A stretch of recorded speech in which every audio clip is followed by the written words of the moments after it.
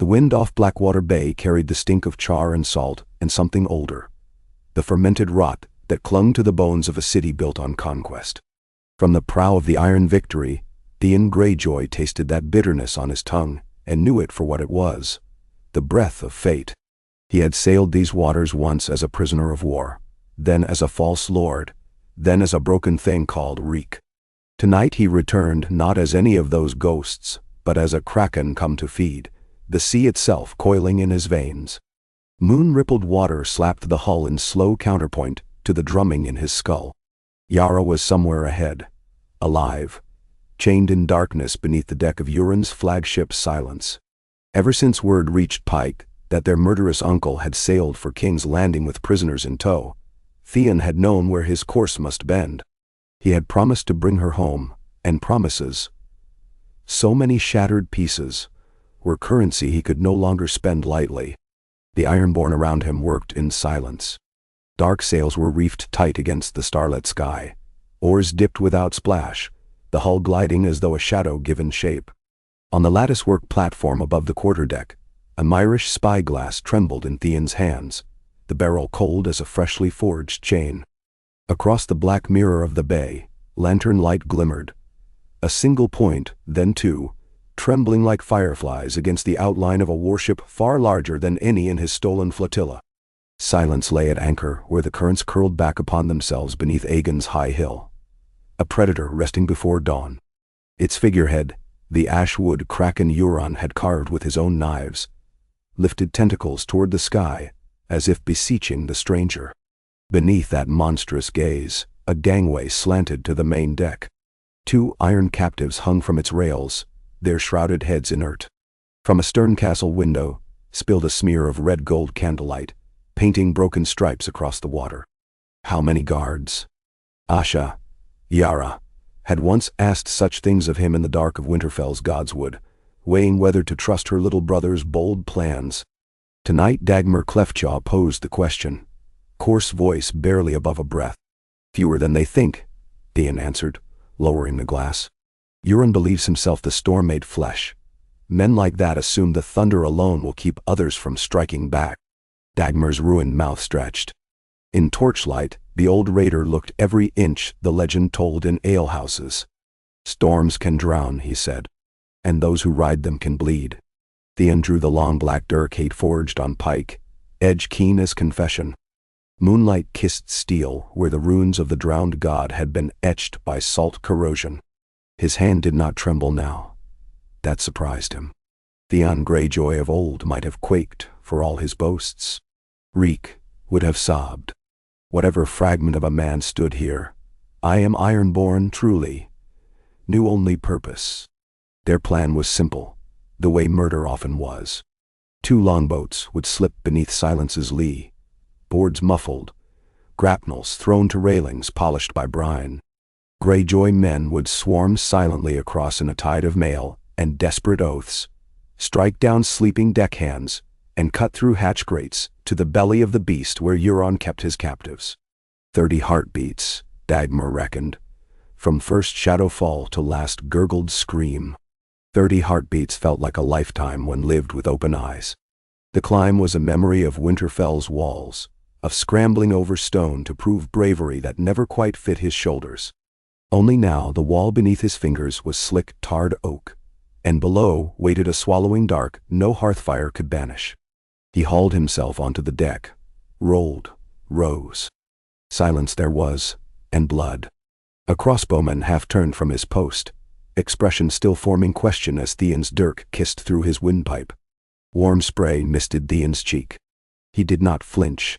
Dagmar and Harl the huntsman slid past him, boots soft on planks, axes gleaming dull. Ahead, another guard toppled beneath a hammer stroke, skull caving with a wet pot crack. The night folded inward. Footfalls vanished in swell creak and sail snap. Somewhere beneath, Yara's breath waited. They reached the aft companionway. Two thick bars chained the hatch. Dagmar's pry iron wormed between hasps. Wood splintered with a sigh. Theon slipped into blackness smelling of pitch, salt, and stale fear. Torch in hand now. No time for perfect ghosts. Stone steps descended to the holding cells repurposed from Silence's ballast chambers, the walkway lined with doorless cages where deck thralls slept. Beyond them, a single iron grate blocked the deepest cell. She lay within like a broken spear haft, back against the wall, wrists shackled overhead, hair matted to her brow. Even in half-light, Theon saw what months in chains had carved into her. The hollows at collarbone, the rope-burn rings. But her eyes, when the torch flare reached them, burned bright as Pike's cliffside bonfires. "Took you long enough, little brother." The rasp was salt-dry, yet humor glimmered beneath. Relief near felled him. He forced his hands steady, worked at the manacle bolts. "Had to swim the length of the known world," he muttered. "Didn't want to arrive smelling like seaweed." Metal grated. The shackle fell. Yara sagged. Theon caught her, feeling each tremor ripple through her lean frame. "Can you stand?" She bared teeth. "Can fight." That was answer enough. Dagmar pressed a dagger into her palm, then sprang back up the steps to guard their retreat. A distant roar of alarm shuddered down the companionway. Silence stirred at last. Steel rang, arrows thumped into wood. Euron's voice, a cracked battle bell, rose above the din. "Who dares?" Ironborn dared. The answer came in screams and the thunder of split ribs. Theon half-guided, half-dragged his sister upward, hearts pounding to the same savage cadence. On deck, flame blossomed where an oil jar shattered against the mizzenmast. Euron stood bare-chested beneath fluttering pennants, axe in one fist, torch in the other, one eye bright with holy madness. Around him clustered half-armored reavers, but their lines faltered when they saw Yara free, Kraken banner reversed. "Traitor's whelp." Euron's voice cracked the night. "I gifted you the world's best cage. Did you learn nothing, nephew?" Theon stepped forward, blade low. "I learned cages break." What came then was chaos. Torches whirling, arrows biting, the dull thock of iron meeting bone. Theon met his uncle at the foot of the forecastle ladder. Axe kissed dirk, sparks cascading. Euron fought like a gale, blows wild yet precise, every swing a hymn to slaughter. Theon ducked beneath one murderous arc, plunged his dirk for Euron's belly. The blade scored flesh. Hot blood spotted the deck. Euron laughed, seized Theon's wrist, and twisted until bones ground. Pain lanced. Then Yara was there, carving a crescent through Euron's side with Dagmar's dagger. Her arm, though weak, found purchase. Euron recoiled, howling. "I'll flay you start astern," he spat. Yara spat back blood. "You'll drown nameless." Together, brother and sister pressed. Theon locked axes with his uncle, dropped low, drove a knee into Euron's ribs.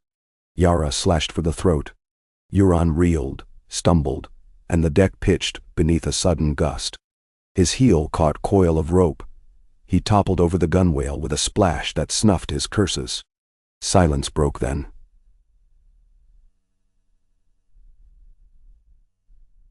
Silence herself.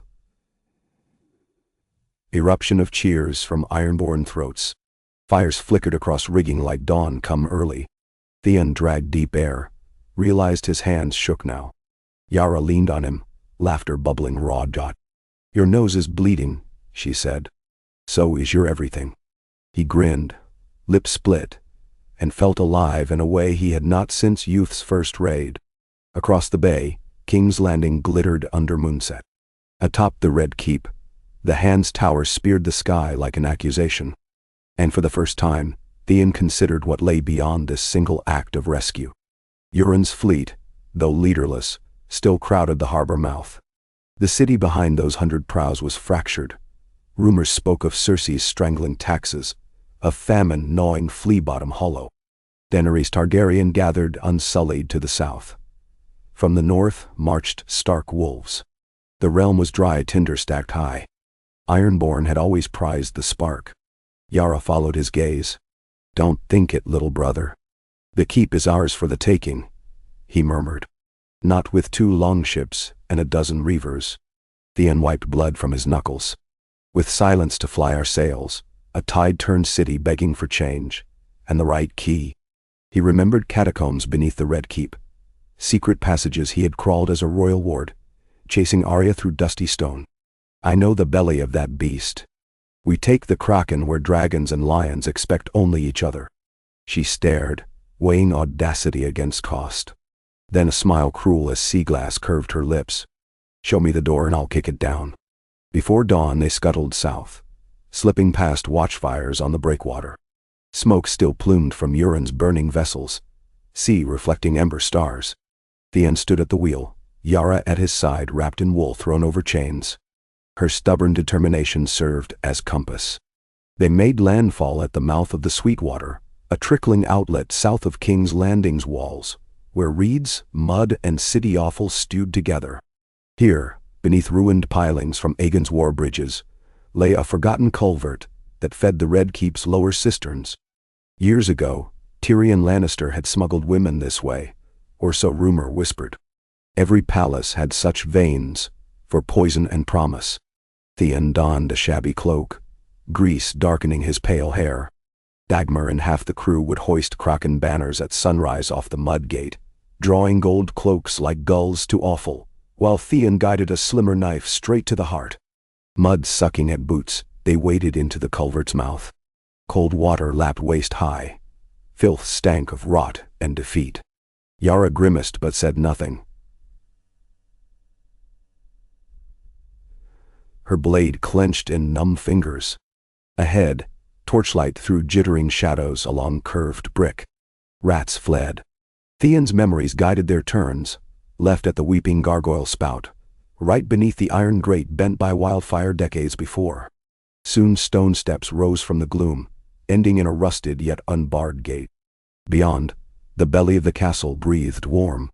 They emerged into a cellar stacked floor to rafters with casks of Dornish red. Theon exhaled. Still here. He brushed cobwebs off a hippocamp carved into a beam. The sigil of King Viserys II, long forgotten. Voices drifted, booted feet on stone, snatches of conversation about missing rations, the plague of rats stealing grain. Empty bellies breed thinner watch lines, Theon thought. Good. Above cellar stairs, they encountered the first guard. A lean boy scratching at pock scars, spear resting against wall. Theon seized the shaft, jerked forward, and Yara's dagger whisked beneath the boy's ear. He collapsed, soundless. Yara lowered him gently. Mercy held no place, yet cruelty wasted time. Corridors twisted upward. Marble mosaics cracked beneath salt-caked boots, each echo a dare. They passed storerooms, barracks where half-armored men snored. At last the hall opened into the Queen's gallery, overlooking the throne room cavernous below. Torches blazed, banners of the Golden Lion drooping in listless gloom. On the Iron Throne sat no one. Cersei Lannister kept to her solar at such an hour, they knew. But armored Lannister guards flanked every archway, 8 in sight, more in alcoves. Crossing meant death, unless lion eyes looked elsewhere. A roar rose outside, clangor of bells, shouts of Ironborn, Kraken sails. Dagmar's diversion had begun. Guards scattered, boots clattering toward the doors. Theon felt the keep tremble as though a giant shook its bones. Time to cut the head, Yara whispered. They descended a servant's stair, then slipped through a tapestry-hidden door into the Queen's pool of corridors. Lannister patrols thundered past, heedless. Theon quick-stepped through shadows, Yara limping but relentless. At a junction they nearly crashed into Sir Boros Blount, red-faced, armor half-strapped, sword unsheathed. Theon feigned panic, cloaked face lowering. "Rebels at the Mudgate, sir. The Queen commands all hands to the walls." Blount blustered, jowls quivering. "Who are you to command me, Cur?" Yara's blade answered. One thrust beneath paunch, twist, withdraw. Blood spilled slick. Blount sagged to knees, bewildered. The siblings slipped on. Soon they stood before the oaken double doors leading to the Queen's solar. A single Kingsguard knight posted there. Sir Harris Swift's grandson, perhaps. Theon scarcely cared, lunged. Steel rippled. Yara parried. Theon locked swords, pivoted, drove hilt into helm, then knee into groin. Yara finished him with neck slash. Theon shouldered the door. It slammed open onto a room drenched in candlelight and lioness perfume. Cersei Lannister stood by the fire, golden hair loose about shoulders, goblet of arbor gold halfway to lips. Beside her, Qyburn froze like a crow caught mid-caw. Cersei's eyes narrowed. "Greyjoy cur," she hissed, voice honeyed venom. "I should have drowned your whelping mother before you slithered out. And yet here we are." Theon advanced. "Your lions chase shadows while krakens slither through your vaults." Qyburn reached for something beneath his robes. Yara's dagger flew, sank into his forearm. He shrieked, dropped a glass sphere of wildfire that cracked against marble, but failed to ignite. Cersei hurled her goblet. Wine spattered Theon's cheek. "Touch me," the queen warned, backing toward a side door, "and the Red Woman's fire will burn this city to ash." Theon laughed, a raw sound scraping his throat. "You mistake the times, Your Grace. Fire comes from sky these days. All I need is steel." Yara circled left, fencing the door. Cersei's gaze snapped between them, nostrils flaring with fear disguised as fury. "You think the wolves will seat a kraken on the throne? Or the dragon queen? You'll be flayed alive, your sister's head spiked." "Menawine." "The throne can wait," Theon said. "But the Red Keep, this castle my father once tried to burn, belongs to those bold enough to claim it." He raised his dirk. "Kneel or fall." Cersei's mouth curled. She spat at his feet. "Ironborn piss on golden walls.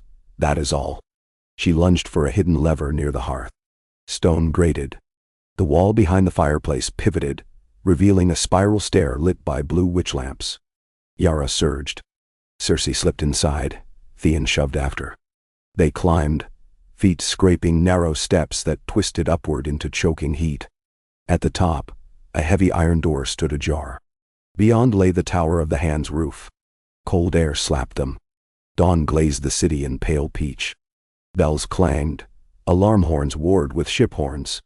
Below, at the mudgate, kraken banners whipped crimson gold in sunrise.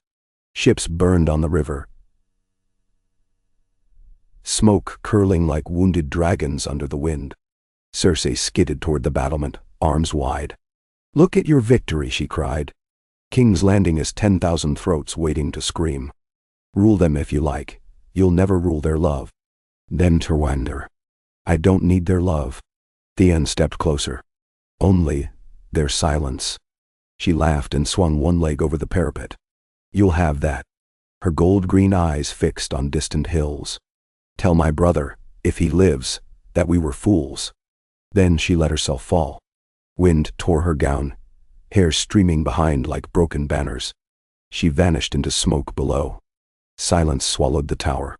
Yara exhaled, shoulders sagging. "Well, that's one way." Theon closed his eyes, feeling nothing. No triumph, no sorrow. Only the press of dawn air against scars.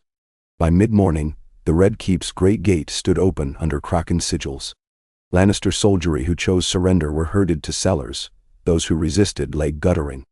Greyjoy men rampaged through halls, ripping lion banners from walls, tossing heaps of gilded finery into fire for spite. Theon ordered the Iron Throne room sealed.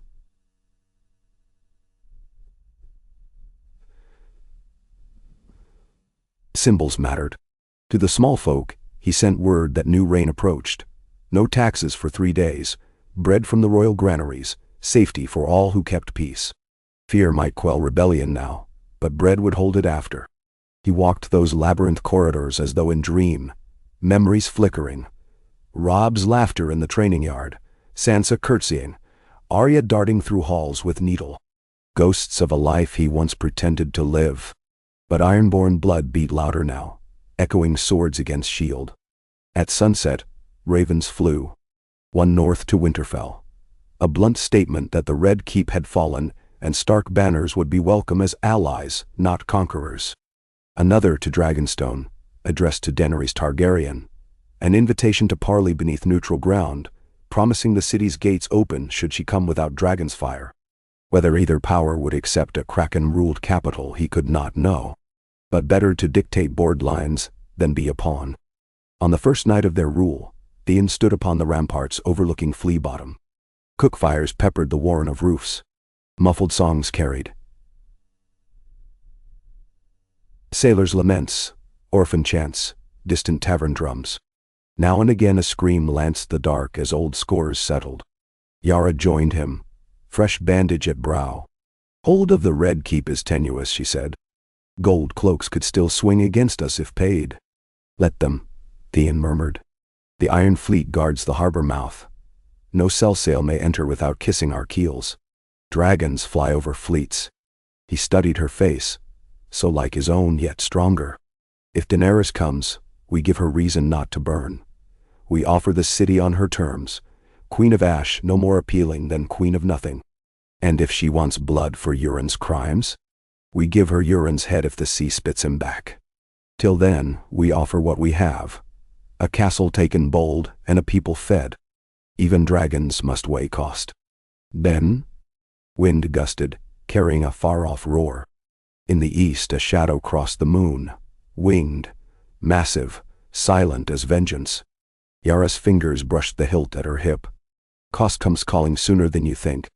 Theon watched the dragon spiral above the city, ember eyes glinting. He felt no terror this time, only clarity. Whatever fires came, he would not kneel again, not to flame nor fate. Iron, salt, and the memory of pain had reforged him. Beneath the Red Keep's walls, Blackwater Bay lapped quietly, the water dark as oil. Somewhere within that depth lay Cersei's broken crown, sinking among pearls of lost empires. Above, the Kraken banners snapped. The storm of coming days would test every chain Theon and Yara had hammered upon the realm. But tonight, just for heartbeat's span, the last faint light of sunset gilded the towers in bronze, and Theon Greyjoy, once a prince without a home, stood sovereign of the Red Keep, a kraken upon the Lion's Hill, and felt the sea breathe through stone. Wordless promise curled with the wind. What is drowned may yet rise, harder and stronger. Oh. A hush draped the Red Keep like funereal silk in the hours before dawn, as if the city itself held its breath to see whether the kraken would hold. Candles guttered in the windows of the Tower of the Hand, throwing thin gold strands across the courtyard where broken lion shields still littered the flagstones. Far below these silent ramparts, the restless heart of King's Landing thumped in uneasy beats. Smith hammers ringing sporadically, traders whispering of new coin, mothers hushing babes who had woken to a realm changed overnight. No proclamation yet flown from the black staff of the Septi. No new crown had kissed any brow, and the Iron Throne's barbs remained slick with the Queen's dust.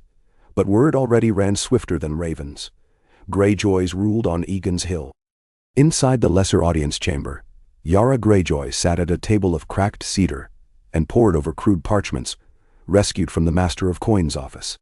2 ribs ached with every breath, and blood still wept through the linen about her wrists, but her eyes were sharp as oyster knives. Theon leaned in the embrasure behind her, watching the city lights fade as dawn's blue steel edge rose. A wheel of thought spun behind his brow. Dragons, wolves, debts, duties. Yet another thought, unbidden and treacherous, kept circling. I have not failed her this time. Boot heels clattered along the corridor. Dagmar Cleftjaw pushed the door with his good shoulder and strode inside, sea wind still ruffling the gray thatch of his hair. Gold cloaks broke ranks at the river gate. He rasped without greeting. Half marched out to join their brothers on the walls. Other half stayed to keep toasting Lannister coin. Fight near came to blades, but they split before blood spilled. Yara folded one parchment, smearing wax. How many stand with us? Trixie counting, my queen. He caught her glare. My captain. Call it 400 of the cloaks, who've sworn already. Another 400 will sway whichever way wind blows. Men know. Theon shifted off the embrasure. The wind carries dragonglass and winter snows. Any cloak that waits too long may lose his head to either. Dagmar grunted. I'll give them dawn. After that, we bleed the fence-sitters. No. Theon motioned him closer to the map. Blackwater Bay lay like a ragged claw, the river's mouth clogged with half-burned hulls. We don't have men enough to garrison every tower and gate. We need the cloaks, and the cloaks need pay. The Lannisters locked their treasury, but Cersei's diamonds should still be hidden in Maegor's vault. Crack that. Spread coin through the ranks, and the gold will shine Kraken's sigils faster than Dagmar can spit. Done? Yara's brow furrowed. We spend coin we cannot keep. Dragons fly nearer each hour. Wolves sooner or later will howl at our doors. We should be gathering ships, not bribing city guards who will desert the moment dragonfire scorches the gate. Theon studied her face, gaunt yet unbowed, sharper than the Danesword father once sought for plunder. We can't rule from decks alone, he said gently. This castle was forged to keep a conquered city quiet, and we've conquered it again, if only until someone stronger arrives. Give me 3 days of quiet inside these walls. In that time, we can barter with Stark and Targaryen both. Bread docks, safe harbor. The small folk will remember who fed them when Cersei's coffers ran dry. Dagmar chuckled, a low rasp, like an anchor chain. Listen to the eels speak of bread. Next hell milk goats to woo the seven. But Yara's lips twitched into a ghost of a smile. 3 days, she agreed. Crack Maegor's vault, pay the cloaks. Shut the granary doors afterward to ration what's left. No riot may gather if they're too busy counting coins and kneading dough. She turned to Dagmar. You'll need quiet blades for the vault. Take Harl, Werlag, the Rig brothers. Anyone too drunk to creep, leave them sleeping. Dagmar thumped his chest in salute and lumbered off, already muttering the names that would steal him the city's purse. Silence rolled in his wake. A draught fluttered the parchments. Theon crossed to pour watered wine into 2 chipped cups. He handed one to Yara, who raised it in mock toast. To thrones taken on borrowed dawns. She murmured, swallowing the sour stuff. May we live long enough to see them pass to grim song. Long before the sun crowned the east, word of the gold cloak split reached every corner of Flea Bottom.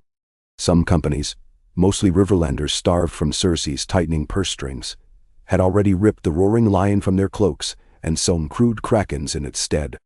Others prowled the alleys with lion badges still pinned, demanding lion's levy at spear point, in hopes of buying passage out of the doomed city. In the twilight between lions and krakens, the small folk huddled, wondering which master would swing the lash tomorrow. Far away across the Southron sky, dragon wings beat. Theon heard them first as rumor riding the breeze. Fishwives swore they'd seen a black shadow circling Crackclaw Point at dawn, and sailors on the river prayed to the Father for gentle winds, lest dragon flame turn the black water to boiling stew. By high sun, a hawk-sigiled raven arrived from Dragonstone. Queen Daenerys Stormborn sought audience. He read the letter in the solar whose walls still reeked of spilt arbor gold and wildfire rot, where Cersei had last stood alive. The words were cordial as a coiled whip. To Prince Theon Greyjoy, presently styling himself protector of the Red Keep. I will treat with you at midday on the morrow beyond the ruins of the Dragon Pit. Come with no more than 5 companions. Drogon shall attend me, but will not fly while we speak if your men leave ash and bow behind. You hold the lives of many innocent smallfolk within your walls. Their safety rests upon your willingness to discuss a peaceful surrender of the city and the return of its throne to rightful rule. Daenerys Targaryen, first of her name. Yara finished reading and lifted her eyes. She means to tame you with honeyed mercy, then drown you in fire if you balk. Theon nodded. As father tried to drown Pike in lion's blood and drowned himself instead. I'll go. I'll take Maester Kerwin, Harl the huntsman, and you. Now. Dagmar should come. Dagmar's carving the vault before the cloaks decide to hang the Kraken high. He keeps his axe where it can do most good. I want you beside me. He hesitated, searching her gaze for any flicker of the terror he'd once seen in the dungeons of Dreadfort. Instead, he found only the iron glimmer of the woman who'd led him to raid Deepwood Motte. If the Dragon Queen means trickery, we'll never reach the river. She warned, but rested a palm atop his on the parchment. Yet if we do not parley, she flies at dawn and roasts this hill whole, small folk, cloaks, and krakens together. So tomorrow we talk, he agreed. And tonight, we show the city the kraken feeds its own. They began with bread. That evening, galleys under black sails pulled upriver to the royal wharf, laden not with plunder, but with sacks of barley and oaten loaves stolen from Euron's blockade fleet. Fishermen cried out as crates thudded onto the docks, iron-born tossing bread to hands that reached like branches after rain. Songs rose, tentative at first, then swelling into street-corner ballads about the sea's bounty feeding shore-bound stomachs. Theon watched from a parapet balcony, Yara at his shoulder, the scent of yeast carried upwards. "They'll forget this kindness if fire falls tomorrow," Yara said. "They'll remember we tried," Theon answered softly. "Maybe that is worth more than dragons or crowns." He thought of a boy called Reek, who once trembled at Ramsay's whistles, of the broken men hanged at Winterfell to hide lies. Let them speak of Theon Greyjoy who fed the hungry of King's Landing. Even if the wind blew his banners down the next day, some small thread of mercy would cling to his name. As twilight deepened, Maester Cerwyn arrived with news that Tyrion Lannister, absent these walls so many months, rode through the King's Gate with a ragtag escort of sellswords, bearing a white banner quartered with lion and kraken. Theon ordered the dwarf admitted at once. In the throne room, Tyrion approached with limping dignity, a satchel slung over one shoulder. "I left this city to a mad queen," he greeted, voice echoing beneath the wrought iron spines. "I returned to find a kraken wearing her skin. One wonders whether I should have stayed in Pentos drinking myself blind instead." Theon inclined his head. "Welcome home, Lord Tyrion.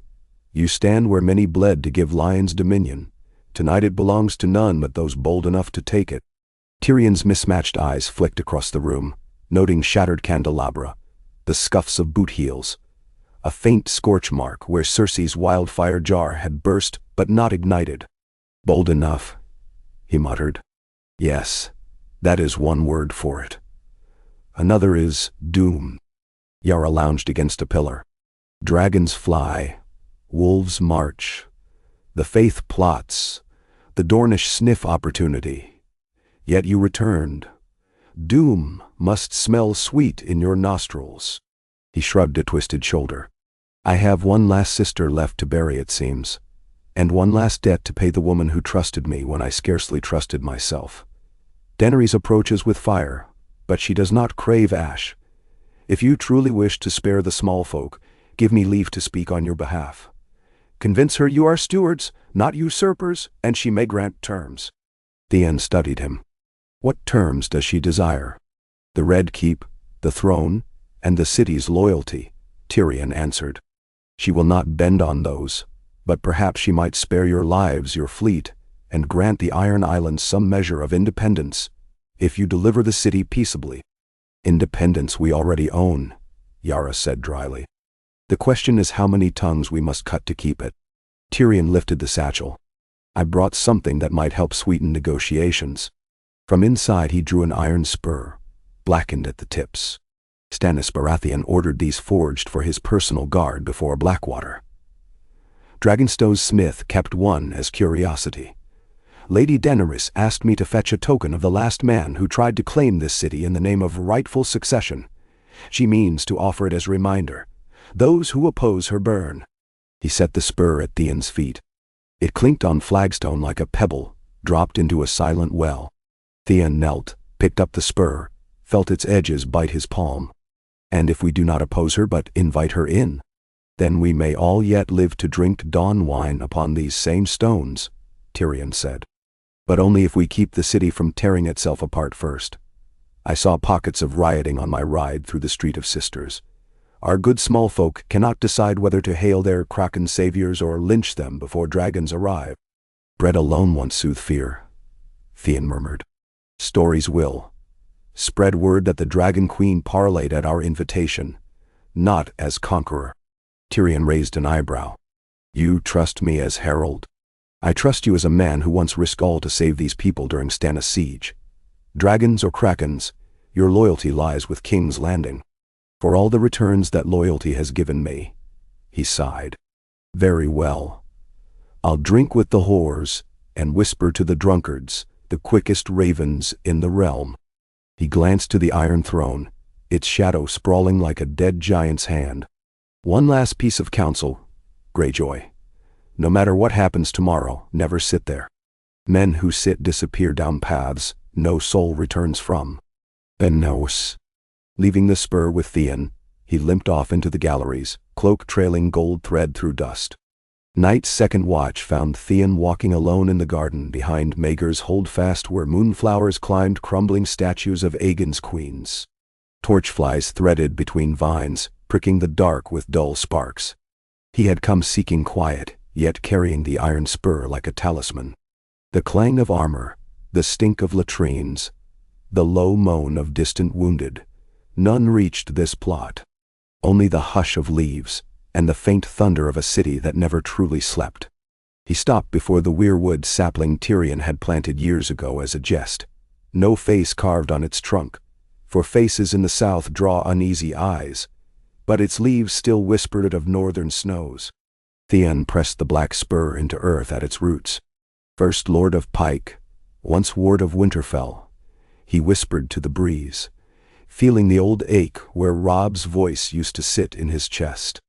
If the gods you swore to watch still have ears, let them hear this. I will not fail those who follow me now.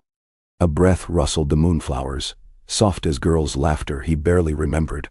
He felt no answer, yet something in the stillness steadied him. Behind, boots crunched gravel. Yara emerged, lantern raised. Couldn't sleep? Too much noise inside my head. He managed to smile. And you?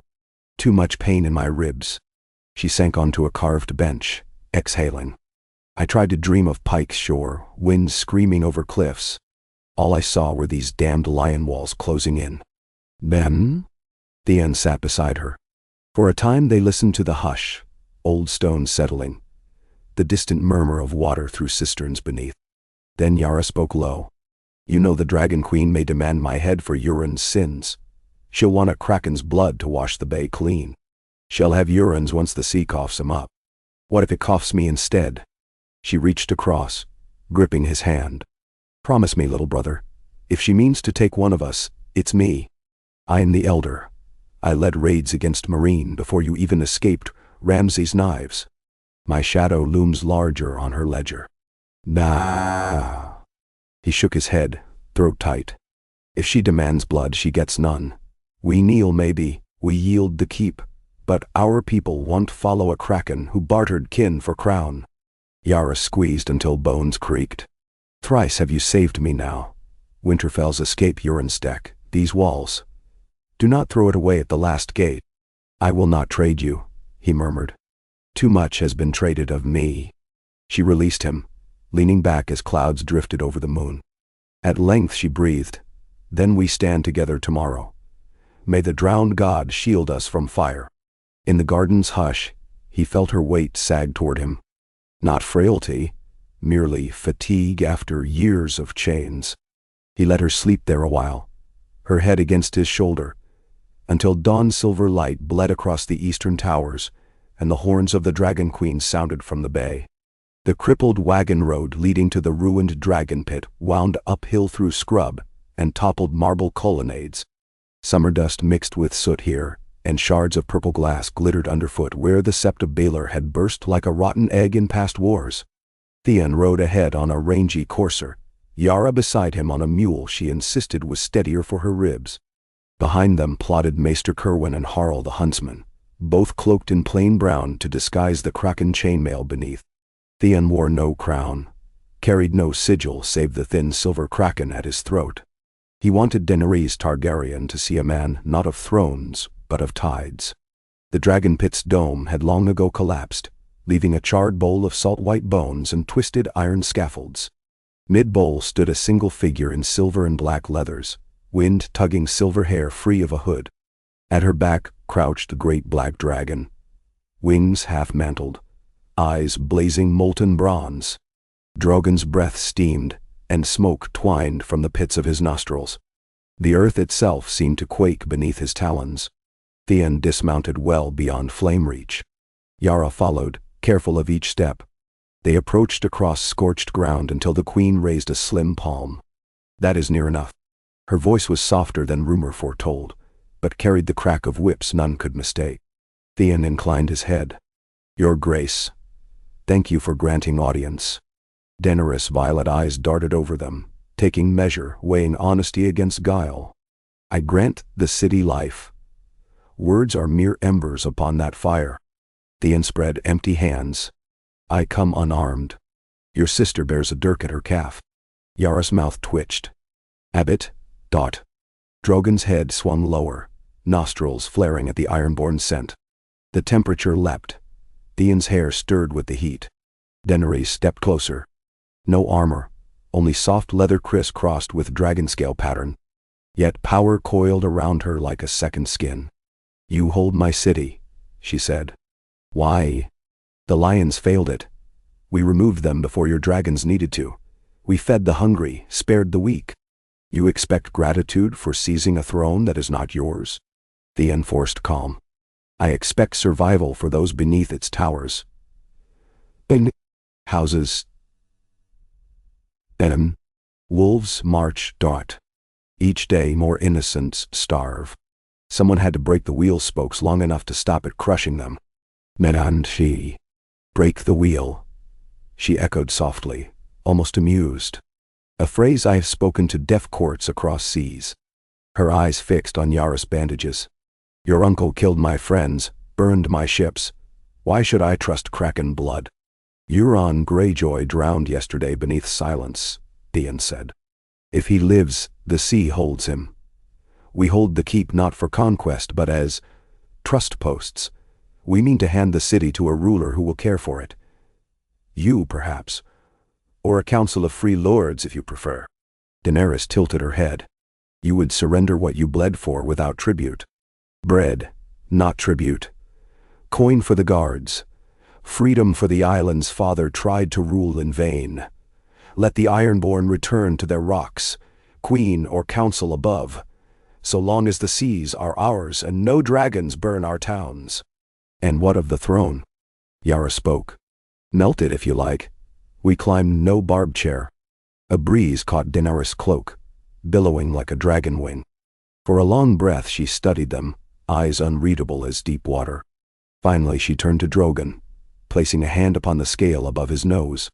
The beast rumbled, exhaling a plume that blasted sand across the bones. Then the queen looked back. "You speak of mercy," she said. "Yet mercy without justice is rot. Cersei's red hand stained these stones. Her allies helped gild her cruelty." Violet eyes narrowed on Yara. "Did you stand with Euron when he rained fire on my fleet at Slaver's Bay?" "I raided Slaver's Bay long before your conquest," Yara admitted. "When you broke the masters, I bent knee to you in Meereen, and pledged ships to your cause. Euron shadowed us after, slaying my captains. For that, I hanged his loyalists at Pike. My debt is paid in blood. Now."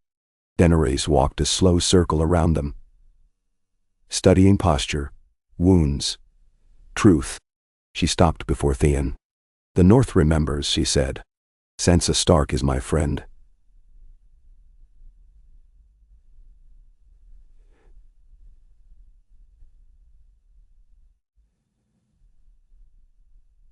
She said you helped her escape.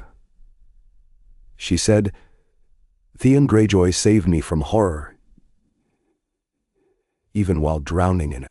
She regarded him quietly. "Do you believe the gods saved your life for this moment?" "I believe no god kept me breathing in those kennels," he answered. "But here I am. If what little worth I carry can spare another child from fire, I offer it." She considered. "Then hear my terms." Drogon shifted, vast wings folding. Theon's heart hammered. "The Red Keep opens its gates to my unsullied at sundown. Your Ironborn will disarm within the walls, yet keep their ships under the city's protection until matters settle. You, Yara, and your captains will kneel tonight, swear fealty to my rule, and in exchange, I will recognize the Iron Islands as a semi-autonomous province, free from southern taxation, so long as they supply ships to defend the—" She paused. "But the throne remains. Anything less invites chaos."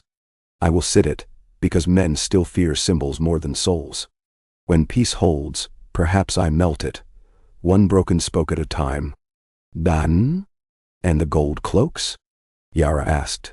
Those who swear to me keep their jobs and coin. Those who resist will meet unsullied spears. Theon exchanged a glance with his sister. Agreement, apprehension. We ask one boon, he said. No fire within the walls. We took the castle without torch, though easier to burn. Grant the city the same mercy, lest 1,000 children pay for Cersei's sins. Daenerys' jaw tightened, but at length she inclined her head. No fire unless the city rises. Pray your cloaks keep calm. We'll see them calm, Theon promised. A flicker of something, respect, perhaps, flickered in her gaze. She extended a hand. Hesitating only a beat, Theon clasped it. Her fingers were warm, firm. Then at sundown the dragon enters the king's gate, she said. Send ravens to every watchtower. If I see so much as a crossbow lifted to Drogon's shadow, my mercy ends. He bowed shallow. I ride now. The parley ended. They mounted and began the descent. Behind them, Drogon leapt skyward in a thunder of wings that rattled every broken shard.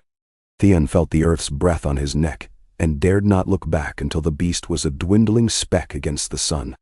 They returned to chaos.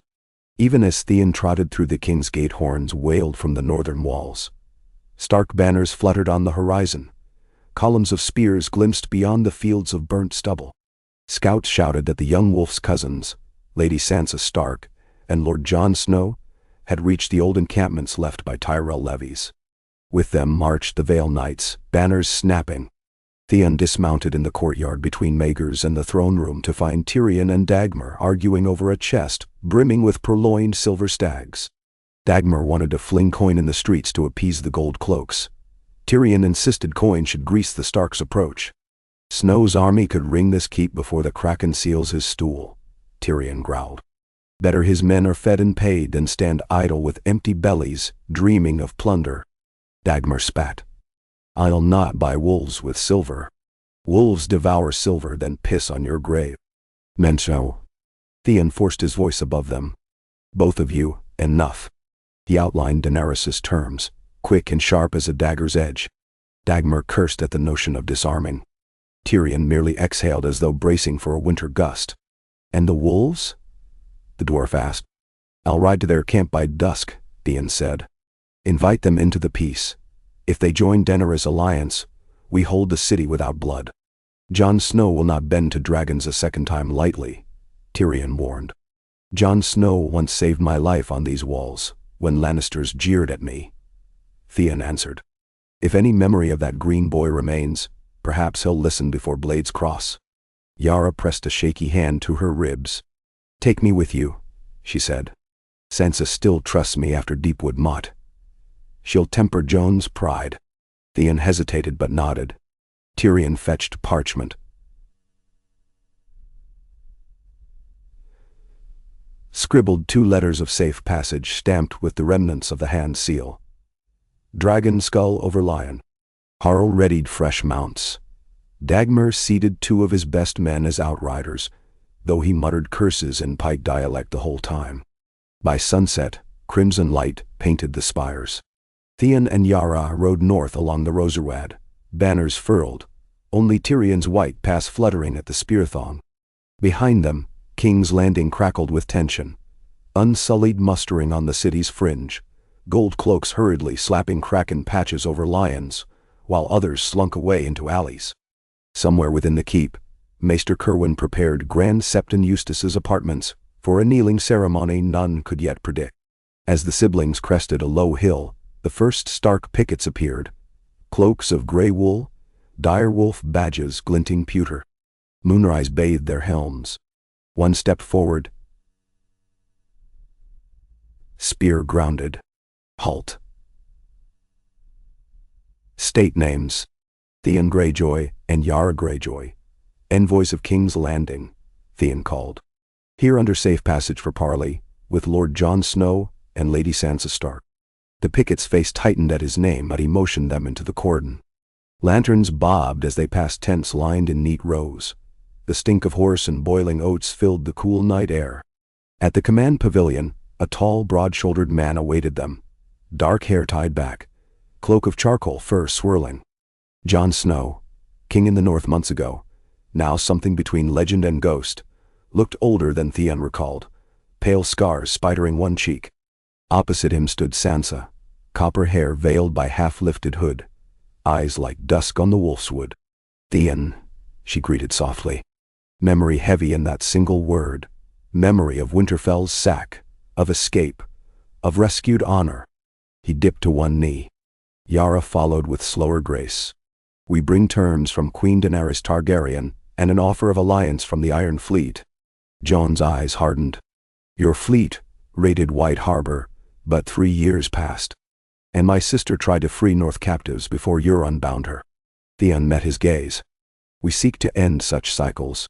The Dragon Queen will spare the city. She asks the North to help hold it, not to submit. Now. And if we refuse? Then the Unsullied and dragons hold the city alone, and the Kraken sails home. The North may still march, but you'll face a queen who now wields King's Landing stores and walls as well as her fire." He breathed steady. "I came to offer peace between islands and snows. Will you hear it?" Sansa stepped forward. "We will." She laid a gloved hand on Jon's arm. "For the sake of the small folk who have seen enough war." Jon's jaw worked, then he nodded sharply. "Speak then." Inside the pavilion, under lamplight, they spread maps. Stark banners beside Kraken, side by side like two beasts, sniffing. Yara outlined Daenerys' terms. Autonomous islands, bread for the city, no fire within walls. Sansa listened, lips pressed thin. Jon paced like a direwolf in a cage, asking pointed questions. How many Unsullied? Where lay Euron's remnants? How sure the gold cloaks? Each Theon answered with blunt honesty. Lies could only unravel with dragons above. At length Jon stopped before him. "If we march in and help hold the city for Daenerys, what promises shore the North? We bled for kings and queens who later forgot our names. We will not kneel again to distant crowns." Sansa's gaze flicked to Theon. When Bran knelt to Torrhen Stark, it was for the good of his folk. Is the wheel truly breaking now, or merely spinning to a new crest? Theon's throat tightened. "I cannot promise broken wheels, my lady. Only this. Daenerys listens more than any southern queen before her.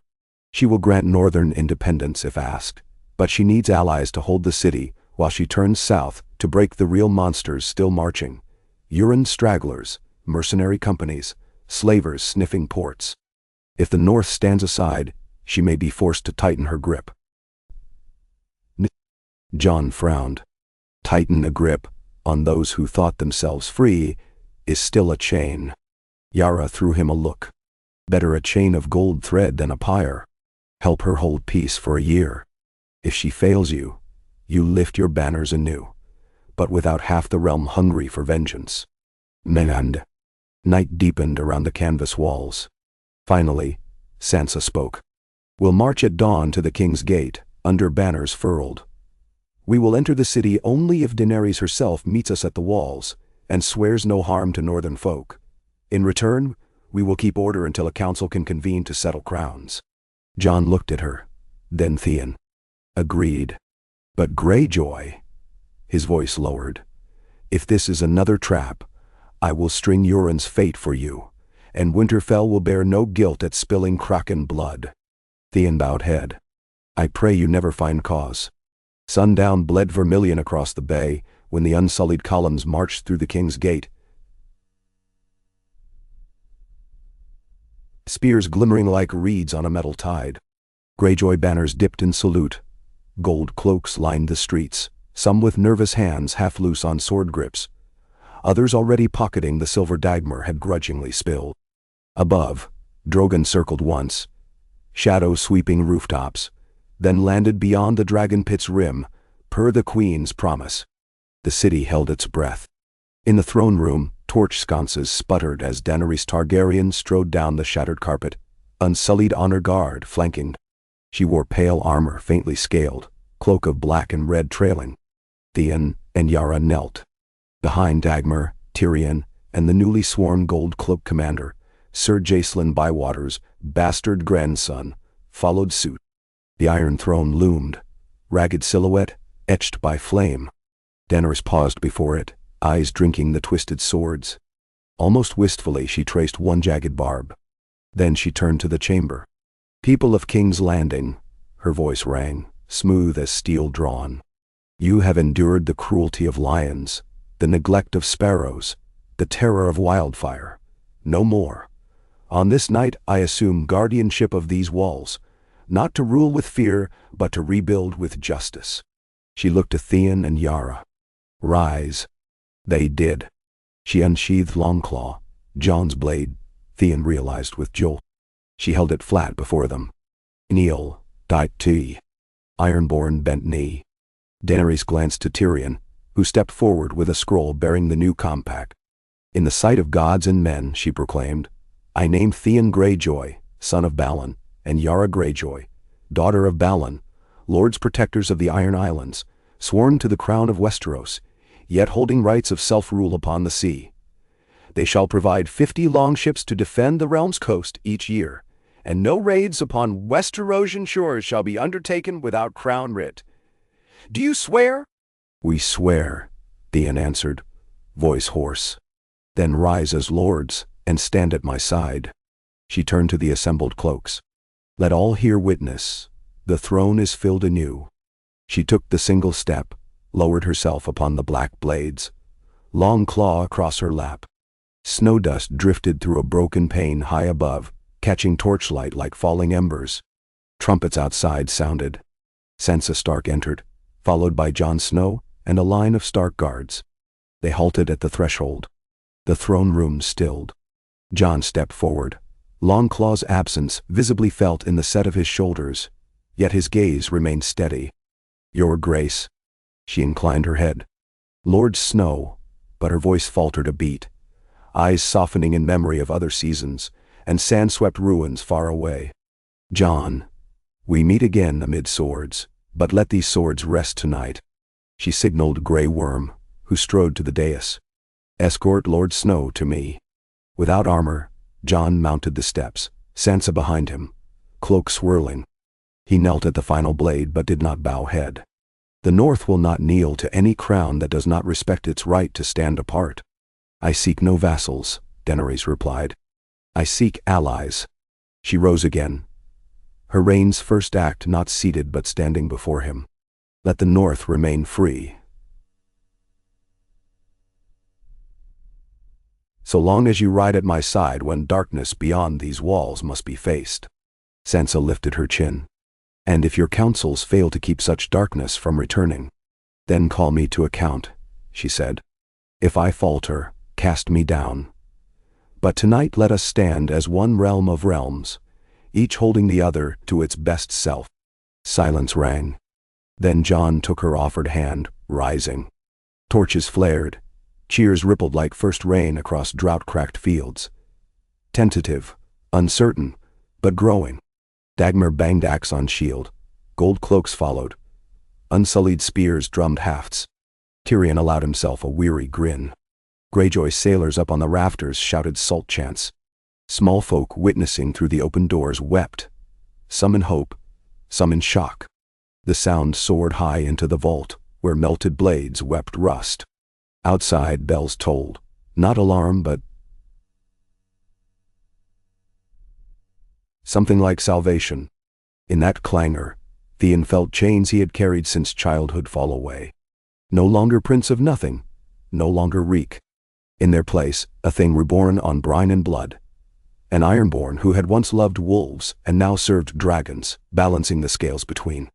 The peace did not hold easy. In the nights that followed, skirmishes erupted in Flea Bottom between lion-loyal thugs and newly minted Kraken gangs.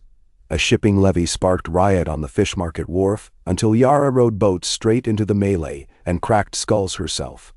A rumor that Daenerys meant to ship starving orphans to Summer Isles as labor spread like plague until Bran Stark arrived in secret with a handful of green seers, publicly debunked it from his weirwood cart. Each dawn fresh fires had to be stamped, yet each dawn also saw more breadlines calm, More markets' tent stall reopen.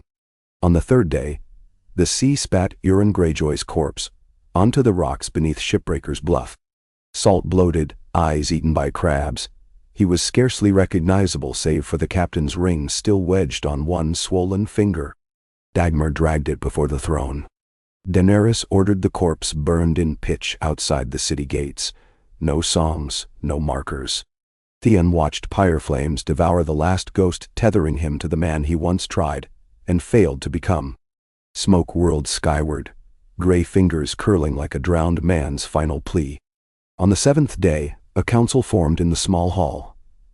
Daenerys at its head, flanked by Tyrion as Hand, Sansa as Lady North, Davos for Jon, who rode to Storm's End to quell Baratheon remnants. Yara for the Isles, Bronn representing the Reach's sellsword interests, under protest, but coin speaks, and Gendry Baratheon, newly legitimized for the Crownlands. Together they hammered edicts: abolition of debtor prisons, grain tariff slashed, harbor fees lifted for relief ships. Each measure met resistance from merchant houses and Iron Bank whispers, yet each passed as dragon-wrought law. Still, the Iron Throne glimmered behind Daenerys' back like a silent question. Some nights Theon paced the gallery, pondering Tyrion's warning. Men who sit disappear down paths no soul returns from. Would her promise to melt it one day hold? Or would necessity forge new links about her ankles? Yara mocked his frets. Let tomorrow's seas crash tomorrow. Today we sail them. None. But in quiet hours he prayed, not to the drowned god who demanded only salt sacrifices, nor to the old gods who watched from strangers' trees, but simply to memory, to Robb's laughter, Maester Luwin's patient tutelage, small Brandon's bright eyes. Let this fragile peace stand. Winter's first courier Raven arrived one gray dawn, feathers rimed in frost. It bore news the North had dreaded, an icebound host moving south of the shattered wall, corpses walking again beneath storms of shard-hard snow. Bran Stark, pale as milk glass, foresaw rivers freezing solid from last hearth to moat Kaelin. The North bled men southward to hold the capital. They needed allies returning north. Jon rode that very night, unsullied and Northmen both in his train. Daenerys above on Drogon bearing wildfire stores to melt passes through the ice. Theon offered 20 longships with cork-greased hulls to run supply upriver to White Harbor before freeze set. When he embraced Jon at the King's Gate, horns crying departure, the Northern Lord gripped his forearms tight. You once saved my sister. Now you may save us all. He smiled wry. Strange turnings. Wheels break, Theon answered. He watched dragons vanish into snow-cloud banks over the King Road. Wolves, krakens, dragons bound by common winter. He wondered whether any songmaker could catch such twisting melody without snapping strings. Yara clapped his shoulder. Come, brother. The city still reeks of lion's piss. Someone must scrub it. Together they turned toward the Red Keep. Above their heads, the banner of the three-headed dragon now flapped beside the gray kraken and the direwolf, a triple crest none alive had dreamed would fly in one wind. Streets below bustled, looms clacked, bells announced fish for sale, children laughed, chasing stray cats. Life sprouted through cracks in the wheel, and Theon Greyjoy, once flotsam upon every tide, walked as part of the current shaping all the tides to come. Cold mist lay thick over Blackwater Bay, cloaking the water so completely that lantern lights bobbing in the harbor seemed to float untethered, like mournful souls denied a resting place. Gray coils climbed the Red Keep's buttresses and seeped through arrow slits, dampening tapestries and the bones of every man who stood watch upon the ramparts. Deep in Maegor's holdfast, Theon Greyjoy felt that chill in the marrow of his wounded knee, a dull hum that made him grit his teeth while he paced between cresset fires and the scrivener's desk where ravens came and went at all hours now. Morning has not broken, Maester Kerwin muttered around a quill clenched in yellowed teeth. Still, she bids to fly like nightingales drunk on dawn. The raven he coaxed from its wicker roost cocked a bright eye at Theon, then nipped the maester's finger in protest as the scroll was fastened to its leg. Kerwin hissed, but it was an old, affectionate hiss. Every talon mark on those hands was as familiar to him as the ridge of his own knuckles. With a dry flutter, the bird beat skyward through the rookery's arched window, losing itself in the ocean of fog. "That one carries our latest tally of grain to White Harbor," the maester said. "If the neck freezes before Lord Davos reaches Moat Cailin, the river route may be all the north has left." Theon only nodded. Numbers on vellum were ghosts, real enough to haunt the living and kill them by inches. The city's vaults lay hollow, but for trinkets too heavy to gnaw. Every loaf saved for King's Landing meant a bowl less for Winterfell.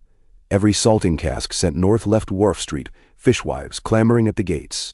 He had seen more men brought down by empty bellies than by sword. He would not let that lesson fade. Steel clashed in the courtyard several towers away, punctuated by a barked command in the harsh Valyrian of the Unsullied. In Theon's mind, the noise blended with newer sounds, the whoop of northern horns, the crackling hiss of dragonfire as Daenerys tested the jars of wildfire Davos had salvaged. War preparations were everywhere, for all the fair words about counsel and healing the realm. Wolves and dragons marched beside each other, but both bore teeth. His sister strode in without knocking, boots echoing loudly off damp stone. Yara's limp had eased, though she carried a storm's restlessness inside her ribs. A salt-stained parchment fluttered in one fist. Riggs' men caught a Lannister spy in Ragpicker's wind. She said without ceremony. He'd a satchel of proofed allegiances for half the gold cloaks still nursing lion pride. Foundries in Lannisport forge bright promises of back pay if they slit our throats when winter bites hardest. Theon swore under his breath. Do the cloaks know? Not yet. Riggs slit the courier from nave to nose before he squealed names. Yara tossed the parchment onto Kerwin's table. Your hand of the queen wanted proof. Let Tyrion weigh it. Kerwin adjusted spectacles, peering. If half these signatures be true, King's Landing holds more lion cubs than we guessed. Yara rapped knuckles on the desk. And every cub could open a gate when the dead come south. She turned to Theon. We should purge the ranks. Purges. The very word twined in Theon's gut, like Dreadfort leeches. Dagmar can't man the walls alone. We bleed numbers already. Sailors for the fleet runs. Spearmen marching north. Replace the cloaks with what? Orphans holding brooms? Orphans with spears eat the same as orphans without. She shot back. Then softer. If the dead breach the trident, we will wish every sword behind us, not ahead with sharpened backs. He closed eyes, felt dog-eared ghosts stir. Once he had taken Winterfell with but 24 men, because the guards inside had felt safe. Could he now stand idle, while other traitors milled like worms in the keep's belly? Summon Commander Bywater, he said. Quietly. We and Tyrion will flush this in daylight when fewer torches mean fewer sparks. Nano. For what is worth, Kerwin added while stamping the raven ledger. My birds speak of something darker than treachery stirring in the west. The hills around Casterly Rock glow green 2 nights past. Some farmer claims he saw lantern eyes in the sky, drifting like corpse fires on the wind. More wildfire stolen, Yara guessed. Or worse, Kerwin said. Alchemists freed from Cersei's dungeons now sell secrets for gold and pardons. The wrong guild could birth storms no dragon might outfly. Then thou. A dull headache throbbed behind Theon's eyes. Find me the names of every pyromancer not in chains. If Lannister gold buys wildfire to hurl at our fleet, we'll need to know before the bay is a boiling grave. The hour of the wolf found him atop Kingspire Tower, where watchers once scanned for Stannis sails. In the east, dawn's first stain of ash pink spread across the fog. Against it, the serried ranks of the Unsullied drilled in step on the outer parade. Hollow thuds of footfalls, spear halves slamming shields with metronomic finality. Northmen drilled beside them. Shaggy shapes in wolf furs, trying to match pace. The twin armies looked like 2 songs played in counterbeat. Harsh, uncertain harmony, yet each measure nudged closer to the next. Theon felt a flicker of cautious pride. All his life, the Ironborn had raided the Starks or scorned them. Never had Kraken banners flown in fellowship with deer wolves beneath a dragon's wing. A gust lifted his cloak. Beneath, the knee Ramsay Bolton's hounds had gnawed twinged.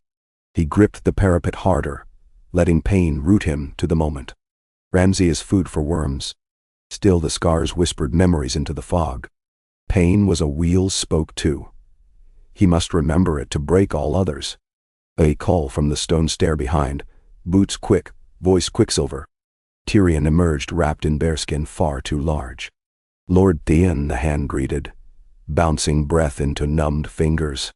He carried the parchment Yara had seized, now annotated in green ink. I have counted 74 names. If genuine, the lion's roar still echoes through half this city. Then, you think it's forged? Oh, the signatures are real. The forger, were there one, is an artist who deserves knighthood, so we assume authenticity. Tyrion's breath formed ghosts. We can't hang 74 gold cloaks on suspicion alone. The spectacle would spill blood enough to drown trust. Yet leave them, and the first dark night sees a gate swing wide. Tyrion pursed lips. What we need is not purge but redeployment. Post each suspect company on the walls that face in, not out. Oversee them with a double line of Unsullied or Northmen. Should they turn coat, they fight uphill against their own fellows. Then, Theon imagined that labyrinth, men staring across battlements at their neighbors instead of the enemy. You will make the city a garrison of mirrors. A city at war with death must learn to look deathly, Tyrion said, grim smile carved thin as flint. I'll speak with Grey Worm and Commander Bywater. He tucked parchment into his cloak. And one more matter, Queen Daenerys requests your presence in the parchment gallery at high sun. A raven arrived from Braavos addressed to you, bearing the Iron Bank's seal. And now, the Iron Bank? A chill harsher than fog crept up Theon's spine. They rarely write love letters. My thoughts precisely. Bring your best smiles, and your sharpest quill. The bank smiles back only when ledgers sing in four-part harmony. The parchment gallery had once housed Joffrey's menagerie of wonders, dwarf suits of armor, silver boar spears, a stuffed sand snake coiled about a glass pillar. Cobweb veils still clung to empty stands, fluttering in the draught. Daenerys Targaryen stood at a sunlit casement, sleeves of her black gown rolled to elbows, perusing two scrolls side by side.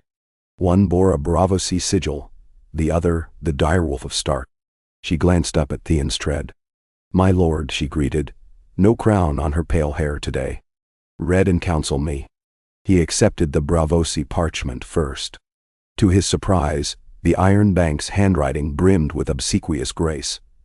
Lavish admiration for the new queen's prudent stewardship, the timely repayment schedule she'd inked for Baratheon debts. Tucked in the 5th paragraph was the stinger. They offered a fresh loan of 10 million golden dragons, on condition that Daenerys abandon support for Winterfell's independent status and place a bank-appointed factor inside each royal mint, to guarantee proper coinage purity and flow. 10 million dragons, he said under his breath. Enough to feed the realm twice over, or drown it in debts thrice over. She answered, Shall I bend knee to Braavos because gold outweighs grain? He handed the scroll back without comment. The Stark parchment bled black with urgency, penned in Sansa's hand. Frost Whites had crossed the last river in force, flanking Carhold to strike south. Wildlings under Tormund held the Dreadfort for now, but they begged Dragonfire lest the Weirwoods themselves split beneath necromantic cold. Jon, still north of the Gift, diverted unsullied columns to defend the White Knife palisades. He requested 24 more longships to ferry fresh grain along the coast before ice locked the Bight. They starve already, Daenerys said quietly, and the dead creep closer each dusk. If you accept the Braavosi loan, Theon murmured, you could fill every storeroom between here and the wall, and purchase a yoke the size of Valyria.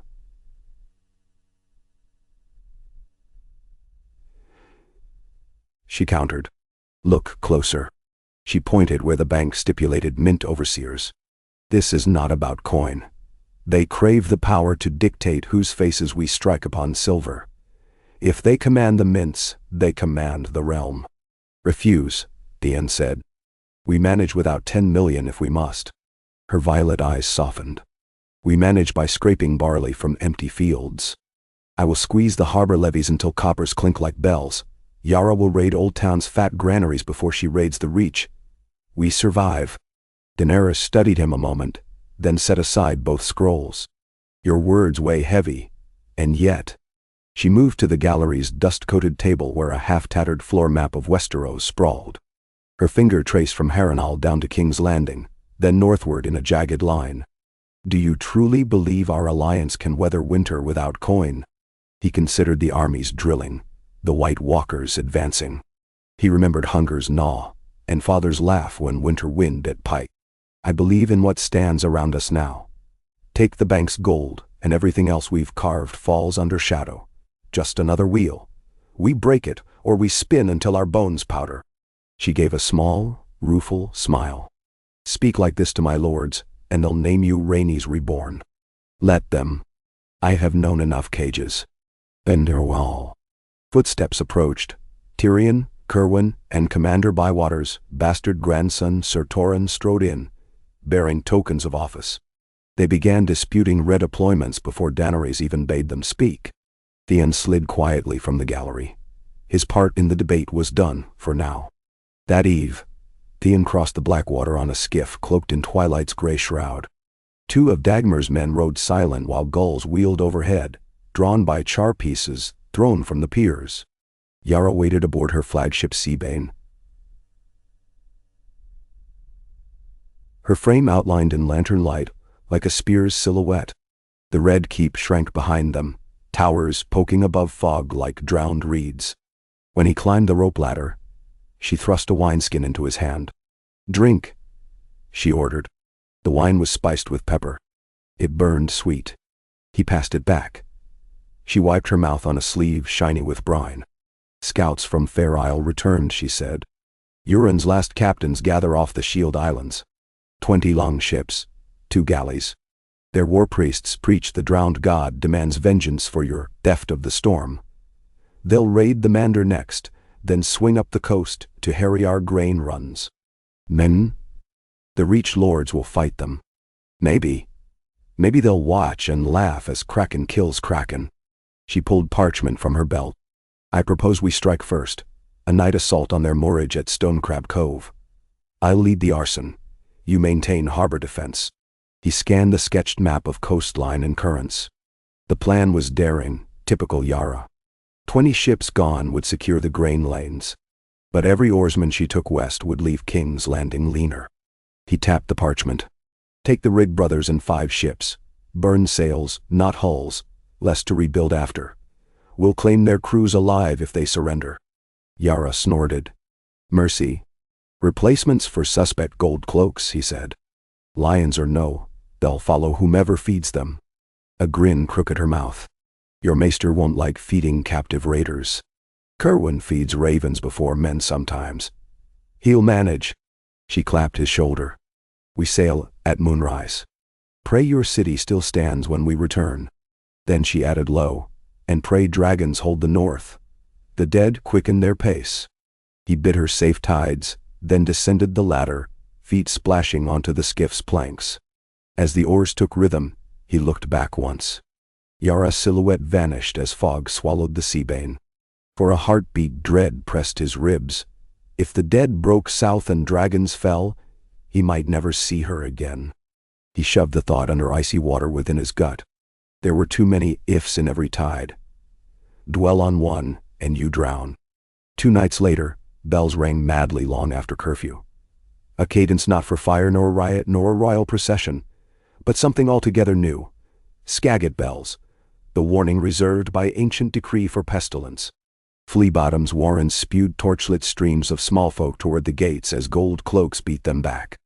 Theon, thrown from half-sleep, arrived at the Street of Flowers intersection to find Septon Maribald, returned from Riverland's charity walks, holding a fevered boy whose face welled with black boils. Around them, 3 similar children already lay still, on cartboards. The stranger's kiss, Maribald murmured, voice cracking. It took 3 villages along the Mander last moon. We thought the frost there slowed it. Kerwin pushed through, examining the corpses. He paled. Winter's sick, he said. Ash fever in the lungs, but boils like summer worm. Rare, deadly. We must isolate every slum house touch. Seal entire alleys if need be, Theon commanded Bywater. Post bread at barricades. Starved men break quarantine. To Kerwin, how many potions you brew? Not enough. Wildfire distillate may cauterize lungs, but then ask the alchemists, Theon said, and pay them double if they share freely. He turned to find Tyrion. The hand was already there, barefoot, hair tousled. Together they waded past moaning bodies, ash snow swirling down from quiet chimneys. The Iron Bank's gold looks prettier every hour, Tyrion muttered. Theon did not answer. In his mind, wheels creaked, heavy with human weight. Before dawn, Daenerys came on foot, Grey Worm, and 2 unsullied following with braziers of burning cedar to mask the smell. She knelt beside a fevered girl, stroked sweat-soaked hair, and whispered in High Valyrian until the child's breath slowed. When she rose, her gown was smeared with soot and blood. She spoke to Theon with eyes aflame. We open the granaries, quarantine those alley mouths. No one starves while plague runs. He knew what that meant. Food stores half empty again. But he only nodded. I will oversee it. I will help, she said. Let them see their queen is not marble. So together, they walked flea-bottom dawn to dusk, handing out bread, marking doors with chalk, posting guards who smelled of goose grease and fear. Some spat at them, small folk who remembered Dragon's fire across the sea or Greyjoy reavers at their docks. But more knelt, or wept, or merely stared in dull wonder at a queen whose boots tracked the same ash as theirs. That night Theon collapsed onto straw in a disused scribe's chamber. Too weary to reach the featherbed had been gifted in Magers. Dreams came fitful. Ramsay's hounds baying outside plague tents, Robb Stark laughing without a head, Yara calling across black water, voice drowned by bells. He awoke before cockcrow, heart hammering. No rest for men holding broken wheels. Yara's raven arrived at midday, cove burned. Euron loyalists dead or taken. Captured galleys stand ready. Lost only 2 men. Relief washed Theon's breast like warm tide. He carried the message to Daenerys personally while she met with faith envoys in the High Septon's solar. The gods bless your mercy. The High Septon had been droning. Yet they caution against unfettered rule from fallen idols. The wheel of worldly power must bend ever to the Seven's design. Daenerys cut him off mid-platitude to take the parchment from Theon. She smiled, eyes bright. Lord Theon's sister has curbed further bloodshed on the Mander. Yes, well. The Septon sputtered. We pray your captains show such restraint when addressing spiritual matters. Theon half expected her to scorch him with a look, but she was ice calm. The Faith's health clinics will receive treble barley rations this fortnight, she told him, on condition they extend succor to plague districts without tithe. The Septon bowed low, unable to protest without seeming callous. Wheels within wheels. When he left, Daenerys beckoned Theon to the arched window. Tomorrow, I ride Drogon north, she said softly. Jon needs dragonfire more than flown letters. The city will look to you and Tyrion until I return. A swallow fluttered past, silhouette ephemeral against winter sky. He followed it until lost in glare. If the dead reach Maidenpool, you may have no city to return to. You held it half-ruin once already. Her smile carried steel. Hold it again. He bowed. I will. But inside, dread coiled anew. The Queen's presence deterred schemes. Without her, Bywater's suspect companies, Iron Bank agents, plague, all rose in a single refrain. He must be everywhere at once. And he must not falter, not again. 3 days after Daenerys flew, the Iron Bank's envoy arrived by carriage of black lacquer. Windows curtained. A slender Lyseni named Raymok stepped out in brocaded sable, eyes dark as freshly spilled ink. He bowed to Theon's reception party, as though greeting equals at a masked ball. I bring terms, not threats, he said, lips barely moving. Bravos values cooperation in uncertain times. He brought also 4 chests heavy with coin, sample of the 10 million. Tyrion eyed them like twin dragons, temptation and terror. Theon conducted Raymok to a small audience chamber, walls hung with Reacher tapestries so the Lyseni might feel at home. Over lemon cakes and unsweetened arbor red, the envoy praised Kraken prowess, lauded Greyjoy seamanship, offered low-interest extensions should the Iron Islanders wish to modernize their shipyards. Then, as if on afterthought, he slid a thin sheet of parchment across the table. On it, delicate bravosi, script outlined, additional security, a euphemism for levy of 500 ironborn sailors to serve as privateers under bank charter, effectively mercenaries, to protect Bravosi assets from Pantashi corsairs. Yara, back from the west and dusted with char, bristled. You want to hire my men whilst buying our souls? How many ports will you sail them to raid on your behalf? Raymok's smile never wavered. Bravos does not raid, it reallocates. Theon set the parchment down. The Iron Islands do not sell their swords. Just rent them? The envoy purred. Payment flows monthly. We pay in gold, not salt. Yara rose. My men bleed for their queen, not your counting house. Your men bleed for coin, Captain. Let us ensure it flows lest it clot and they rot. The room chilled. Theon raised a hand. No. Tyrion blinked. Perhaps we might. No. Theon's voice carried iron no wave could bend. We keep our sovereignty. Tell the Iron Bank its loan is refused. Raymok bowed, lips twitching. Refusal is a coin with 2 sides, Lord Greyjoy. May the side you've chosen bring fortune. He swept out, attendants hauling the chests behind. Gold clinked like mocking laughter. Tyrion exhaled. 7 save us from proud sailors. You just spurned the world's deepest purse while plague empties ours. So we raid.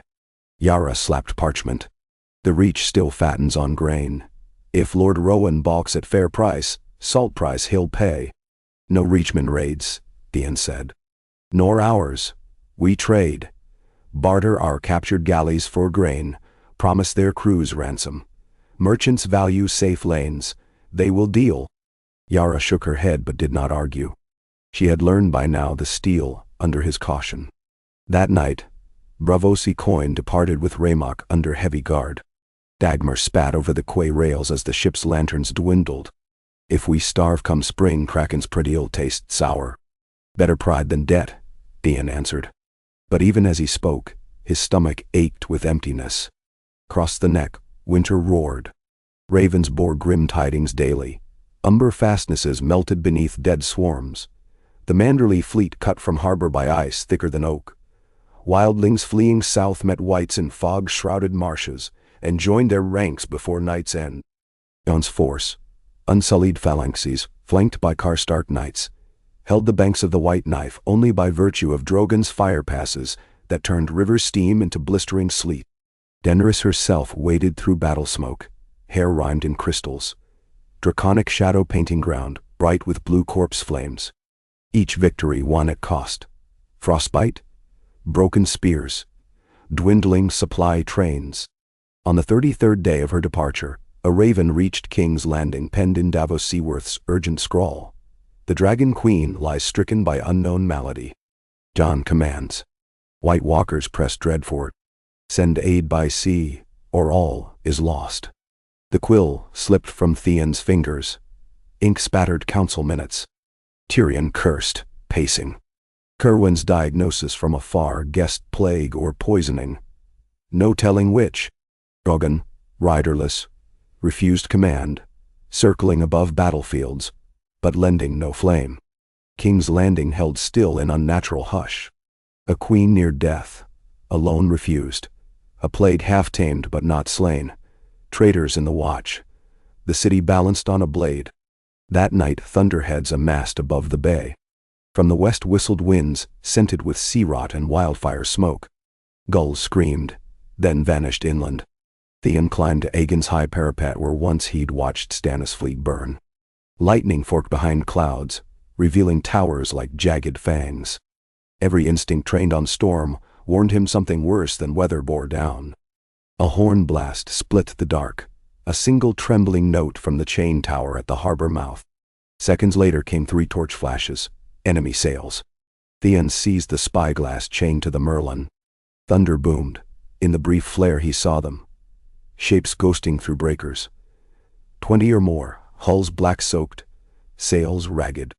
Kraken prows gleamed. Euron's remnants?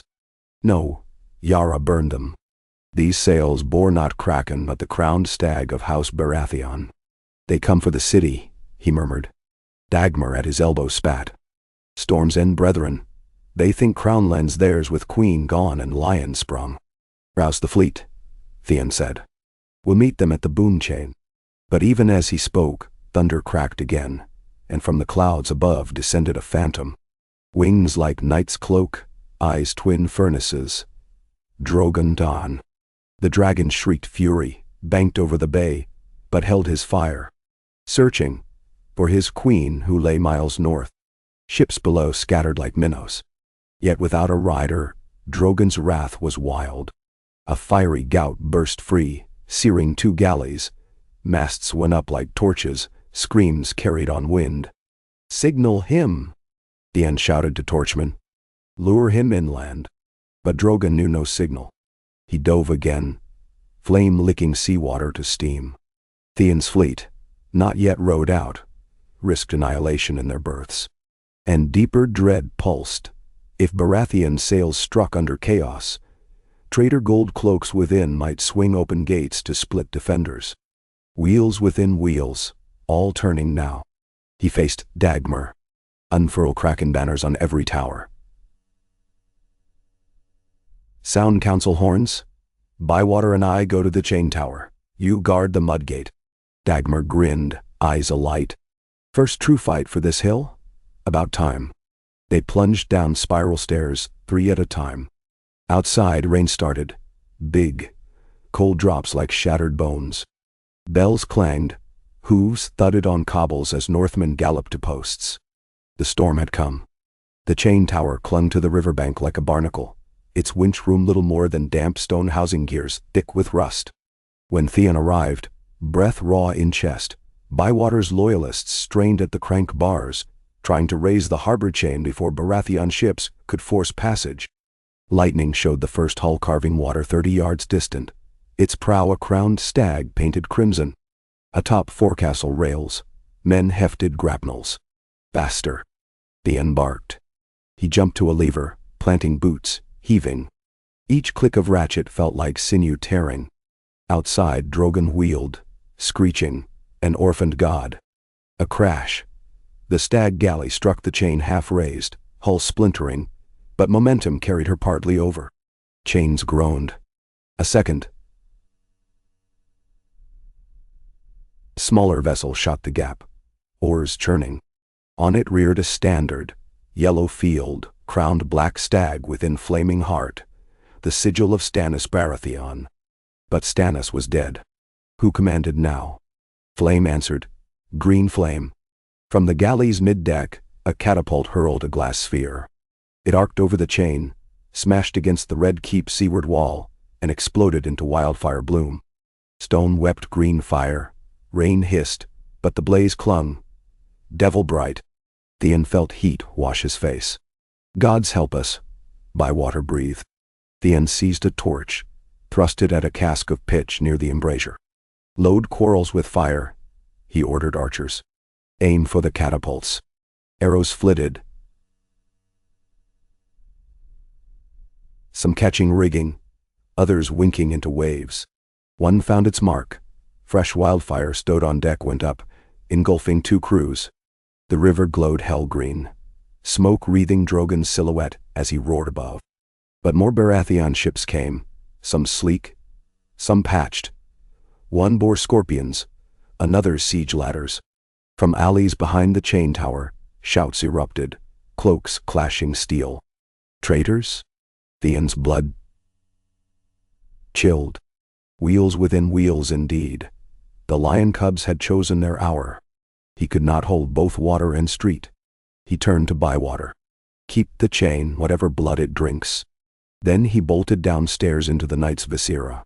Flea-Bottom's lanes churned with torchlight.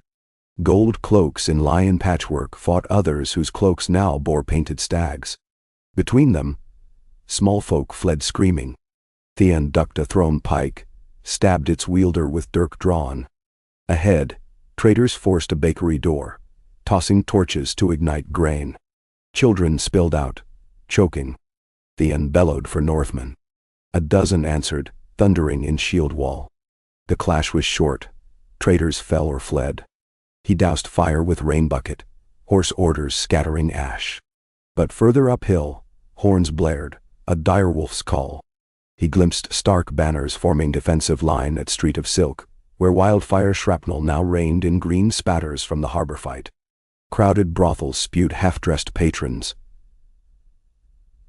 Screams, laughter, desperation all mingled.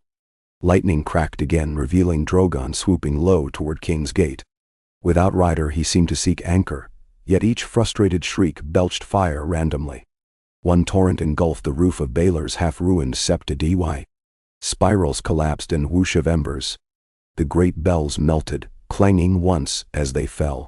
Fire, plague, treachery, siege. The city convulsed like a fevered patient. Theon, chest heaving, saw suddenly how fragile any peace was. Wheels break indeed, but shards cut. He forced focus. Hold walls, hold gates, protect small folk. He rallied stragglers, led them to reinforce Street of Sisters. Their Sir Gendry Baratheon, bastard no more, wielded a warhammer ringed with fresh blood. Not mine. He grinned grimly. Pitting rainwater. Never thought I'd bash stags to save krakens. Theon clasped his arm. Save city first, titles later. They formed line, defending the market arch leading uphill to the Red Keep. Baratheon's sympathizers rushed, brandishing torches and crudely painted banners. Many were peasants from Stormlands driven by hunger and mummers' tales that a stag king awaited them here.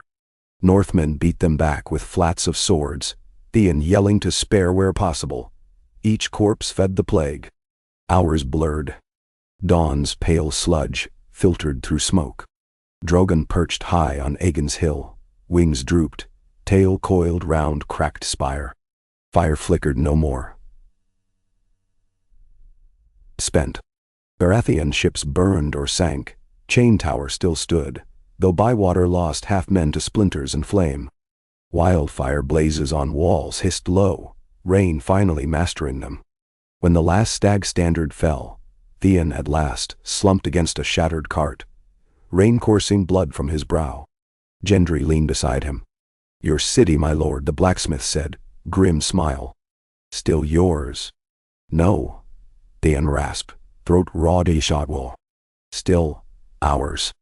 In the ash-filled hush of aftermath, the citadel's raven tower rang with fresh tidings. The White Walkers had broken the Dreadfort's walls, but been halted by dragonfire and a last-ditch sortie from Jon Snow's northern cavalry. Daenerys yet lived, revived by red priests, at Winterfell's Godswood. She flew again, though fever-lean. Relief rippled through every corridor. Theon, yet unwashed, climbed to the small council chamber where Tyrion and Yara waited, faces smoke-grimed. Cerwyn droned casualty counts. Commander Bywater, arm in sling, reported trader cloaks tried to seize grain stores, but were foiled by small folk who turned on them with cleavers. Loyalty bought by bread after all. When all reports given, silence hung until Tyrion spoke. We endured plague, treason, stag assault, and orphaned dragon. Yet dawn finds us standing. He raised his goblet, cheap ale, best left. To broken wheels that keep rolling somehow. Yara clanged tankard against his. To dead stags and live krakens. Cerwyn coughed. To the living generally. Theon lifted his own cup, but paused. To the small folk who fought for their streets and bread. May we honor them tomorrow and tomorrow again. They drank. The ale tasted like river mud and victory. 3 mornings later Daenerys returned. Drogon's shadow sweeping the courtyard before she dismounted in a whirl of snowflakes, still clinging to her braid. Jon Snow strode stiff-legged beside, beard frosted silver. When they learned of Baratheon assault and wildfire, their jaws hardened. Yet when told how small folk fought, both smiled tired approval. In the council hall, Daenerys listened to every account from plague to treachery to bank envoy. Silent, save for a question here, a nod there. When Tyrion finished, she rose slowly. Yesterday I lay half dead while ice monsters battered our walls. I awoke because a red woman sang flames into my veins, and because men and women, who once called themselves my enemies, bled to shield Winterfell. Here, I find another battle won by people I've not yet crowned with anything but worry. Her eyes swept the room. You, each,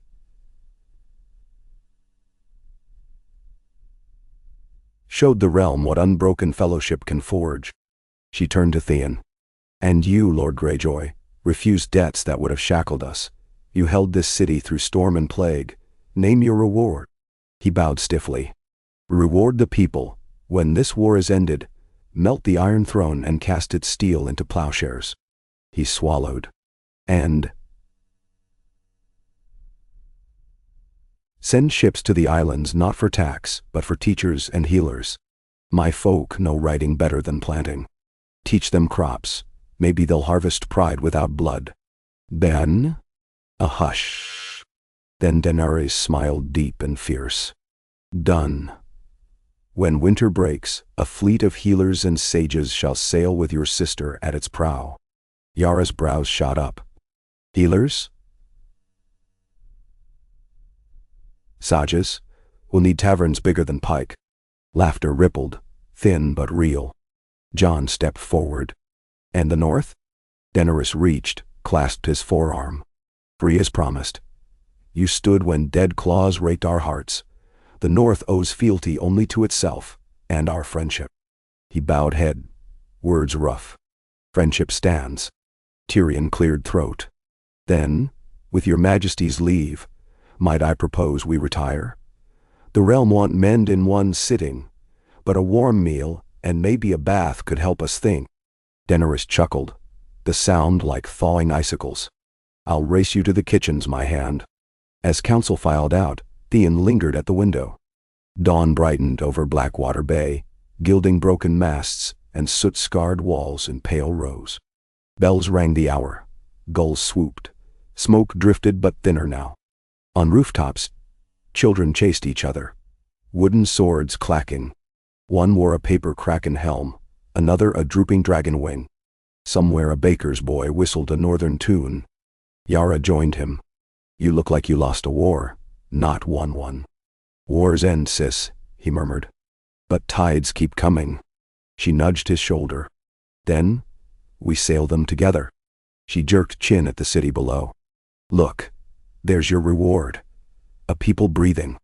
He watched the rising sun catch the patched sails of river barges, bringing fresh trout to market, and the glimmer of new, hastily painted sigils on gold cloaks re-sworn. Wheels still turned, perhaps, but fewer screamed beneath. He turned to her, allowed himself a thin smile. He said. Let's sail. And for the first time since he was 10 and dreaming of sea dragons from Winterfell's ramparts, Theon Greyjoy felt the world open before him, like a calm bay at slack tide, waiting to be charted not with iron and flame, but with hands steady on the tiller and eyes fixed on a horizon washed clean by dawn. Oh, Dan? The afternoon sun lay low and pale, as if it too were exhausted by the labors of survival. Its thin light slanted through the windows of the Red Keep's Hall of Dragons, setting dusty motes afloat like tiny fireflies. Theon Greyjoy stood in the doorway for a heartbeat, savoring the hush. He had never before noticed the carved lintel above these doors, two wyverns coiled tail to tail, mouths devouring the same sunburst. Their endless circle seemed apt for a city that lived on the edge of devouring itself. A servant girl cleared her throat behind him, reminding him he had stopped in the archway long enough to be impolite. He moved aside for her to pass. She bobbed a curtsy and hurried on with her basket of linens. Theon's leg ached. So he crossed the chamber at a measured pace, fingers grazing the backs of ancient dragon bone benches. Every step thrummed in his knee, but pain no longer ruled him. Ramsay's ghosts were loud on stormy nights and silent under daylight. Let them stay silent. Queen Daenerys and King in the North, Jon Snow, awaited him near the painted fire pit at the hall's center. Bran Stark's great weirwood chair had been positioned between them. Nothing like a throne, merely a seat carved from a single bleached heartwood trunk, saplines whorled into a blank, uncarved face. Bran sat as if born there, eyes pale, gaze unfocused upon everything and nothing. A raven perched on the chair's left arm, feathers dusted with snow. No one had quite dared shoo it away. Jon knelt before the fire pit, tending a spit on which hissed a joint of boar. His black leather doublet showed old salt marks at the shoulders. Daenerys crouched opposite him, feeding small chunks of cedar into the flames. She wore no crown, only a thick woolen shawl pinned with the three-headed dragon brooch. They looked up when Theon arrived.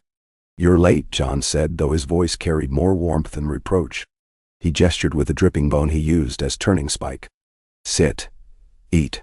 We ride before dawn." Theon lowered himself onto a low bench. "Riding north again already?" "We leave 3 full legions as garrison," Daenerys answered, brushing soot from her sleeve. "But the dead have massed outside the ruins of Last Hearth. If we can break them there, we keep them from the King's Road until the spring melt." "Jon claims the thaw may come early if the Archmaester's readings hold true," Bran murmured. His raven cawed once, almost as if agreeing. Jon scowled. "The Archmaester's read shells and rains. I read the sky. The winds smell colder, not warmer." He carved a slice of meat with his dagger and handed it to the raven, which snapped it up with an oily tilt of neck. "And yet," Bran said calmly, "thaw or no, the others drive south in great columns, not scattered snows. They move with purpose. Something draws them."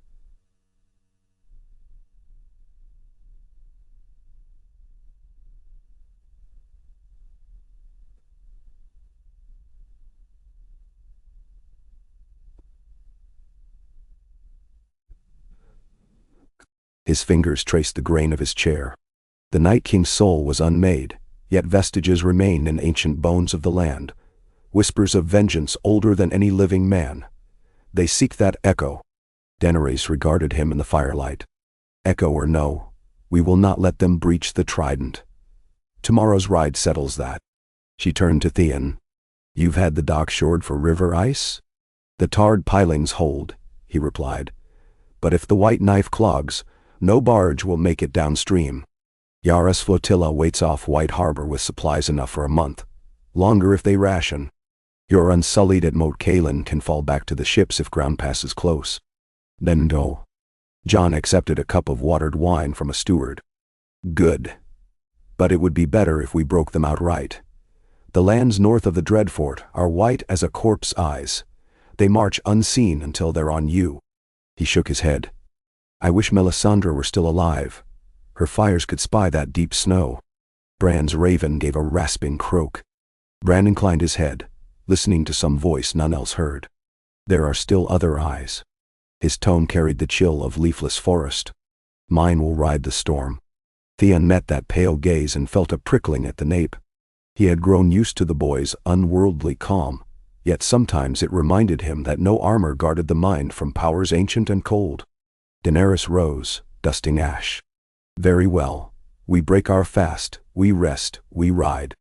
She gestured to a pot simmering on a tripod over the fire. "Stew's ready." Theon expected servants to dissemble the spit, yet Jon carved the roast himself, and Daenerys ladled broth. What a court, he mused, where queen and king served their own dinner. He accepted a trencher piled with fatty slices and bread sopped in onion gravy. While they ate, soft boots and wooden legs shuffled at the hall's edge. Davos Seaworth arrived, face gray with travel, followed by Missandei and Grey Worm. Davos smelled of pine and salt. "Beg pardon," he said, "but Maester Cerwyn begged I bear tidings. The plague's flame is quenched, no new boils in 4 days." A collective sigh eased shoulders. "How?" Jon asked. Davos flashed a half-smile. "Cerwyn's wildfire distillate, gods help us. Straight into boiling water breathed by the sick. Half choked to death, but the vapor seared the infection. He wants to call it green steam. He glanced toward Bran's raven. Maybe don't let that thing near the cauldrons. Nisande added, and the faith has agreed to send septas to comfort plague widows. The High Septon also requests funds to repair the sept. Her tone suggested skepticism. Tell him first we feed the living, Daenerys said. Stone can wait. Grey Worm stepped forward.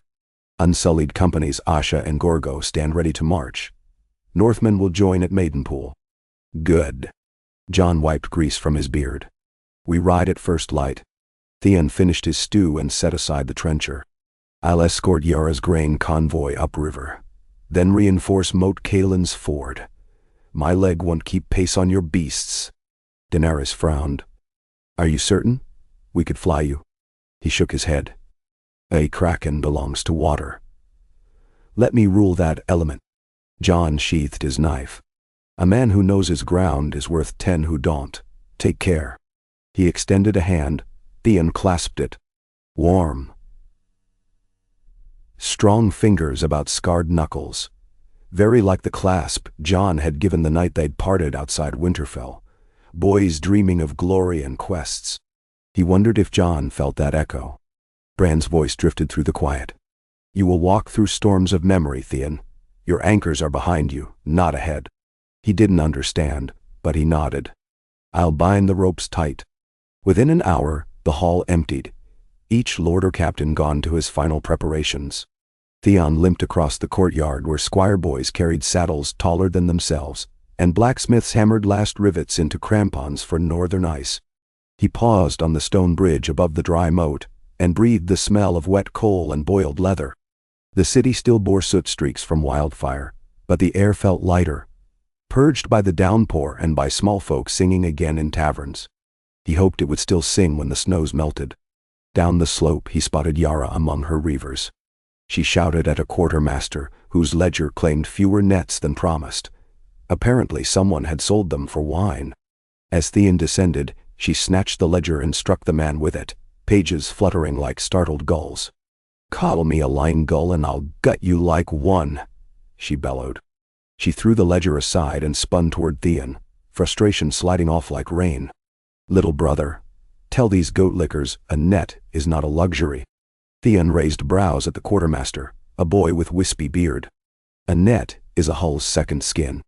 Without it, you catch holes instead of fish. He jerked a thumb at Yara. Do as she says or swim with iron boots. The youth bowed repeatedly and scurried off. Yara exhaled. If fools were coins, would pay the Iron Bank twice. He laughed, despite fatigue. She jerked her chin at the river. Tide's turning. I'll sail the Seabane upriver with the first convoy. Meet us past the Maiden Spring. Your smaller cogs can nose shoals where my girl can't. I'll borrow the quarrel and 3 cogs. Kerwin says stormbreak tomorrow. We'll ride the swell. She clasped his shoulder. Then we sail. He took her hand and squeezed it once, an unspoken promise. She hoisted her cloak and strode to the quay, barking to riggers. Theon turned up the slope toward the Tower of Rhaenys, where his sea maps waited. A hush followed him, broken only by gulls and the clangor of forges. A hush pregnant with the knowledge that dawn would scatter these allies across half a kingdom, and not all would return. Deep night found him in the map room, candles guttering low. Charts covered every flat inch. River soundings, sandbar sketches, ice patterns Bran claimed to have seen in Crow's flight. He drew lines through channels and scribbled orders for scout skiffs. When his wrist cramped, he flexed fingers and poured ale. A knock startled him. Tyrion slipped inside, hair damp, small cloak thrown over nightshirt. You never sleep, do you? I sleep on water. The dwarf produced a small bottle. Caravan left this Reacher apple brandy by mistake. I confiscated it in the name of sound governance. He poured 2 finger-widths each. Theon accepted. They leaned against the table, parchment crackling under Tyrion's elbow. Tomorrow they ride, Tyrion murmured. Have you noticed how people talk of it now? Not the Starks ride or the Dragon Queen flies. Just they ride. One force, no houses. Theon sipped. The brandy warmed throat and belly. Unity forged under terror seldom lasts past victory parties. True. Tyrion studied candle flame warping in his goblet. Yet what if terror never ends? Winters return? Famines? Storms? Mad lords? Perhaps the kingdom will remember this season of common cause. Perhaps. Theon watched brandy swirl. More likely new teeth grow, world snapped. A cynical optimist, Tyrion said with a smile. But I'll take it. His gaze sharpened. There's one thing more. Theon raised a brow. Tyrion produced folded vellum. Bravos again. They voyaged south with a fleet, ostensibly to protect their trade lanes from Lys. But the manifest includes siege engines. Raymok sails in person. Bravos seldom wastes time, Theon muttered. They saw our refusal and mean to bargain with a different hand. Or seize hostages if bargaining fails. Tyrion's voice tightened. Grey worm leaves with the queen. Gold cloaks we trust will garrison. But unsullied presence drops, 2/3. Our walls bear scars not yet mended. Them? I can spare 10 trebuchets on the quarantine ramparts, Theon mused. But if Bravos intends blockade, our best defense is Yara's fleet, and she sails north. Precisely. Tyrion drained his cup. So I propose a deception. We leave the harbor apparently bare, but anchor our fastest dromons behind the Isle of Cedars. When Bravos moors, we swing behind and cut their supply barges. No siege engine rolls without fodder for oxen. Theon eyed him. Risky. Everything worth doing is, Tyrion said lightly. Then softer. For what it's worth, I thought you right to refuse the gold. Chains of debt leave no visible bruises, but they bleed slow. Theon set down his cup. We hold them off long enough for the queen to crush the dead. After that, we negotiate from strength. Bravos respects force. Or at least the prophet born of force. Tyrion snagged the brandy bottle. Sleep. Dawn will gut us if we greet it dull. After he left, Theon extinguished candles, leaving only one to guide him to bed. He paused, gazing over the parchment sea. Bran's words echoed, anchors behind, not ahead. He touched the kraken medallion at his throat, gift from Yara when she'd freed him from chains in their uncle's hold. That was his anchor. He let the room fade and sought sleep, though dreams came as snarling wolves on black waves, chasing something he could not name. Dawn's violet hush broke with horns. The courtyard churned like the belly of a waking leviathan. Horses stamping, dragons crying overhead, unsullied drummers beating the march cadence. Theon stood atop the river gate parapet as Daenerys vaulted onto Drogon's neck. Jon mounted a rangy white destrier wearing northern mail. Sansa watched from a balcony, cloak crimson in new light. Bran sat unmoved in his chair, Raven absent at last. Snowflakes drifted, though the air was not cold. Each melted on contact with stone. Theon wondered if it were a sign from the north, a silent benediction. Drogon leapt. The wind of his ascent rattled banners along the battlements. Horns answered from north wall, then west. Jon's horse reared. He steadied it and raised Longclaw shining pale. The gate lifted. Hooves thundered. Columns poured onto the King's Road. Theon descended to the river stairs where the quarrel bobbed in tide swell. Sailors knotted lines. Kerwin loaded wooden crates labeled with chalk runes. On another dock, the Seabane's black sails unfurled, and Yara's voice rose over the snapping cloth. A chant older than Pike's basalt. Hoist anchor, Theon ordered his first mate, a wiry Volantine named Shirio. He climbed the gangplank, leg twinging, but he forced stride. The fleet drifted out with the tide, cogs, carracks, Yara's flagship, and 4 captured galleys refitted under gray sails.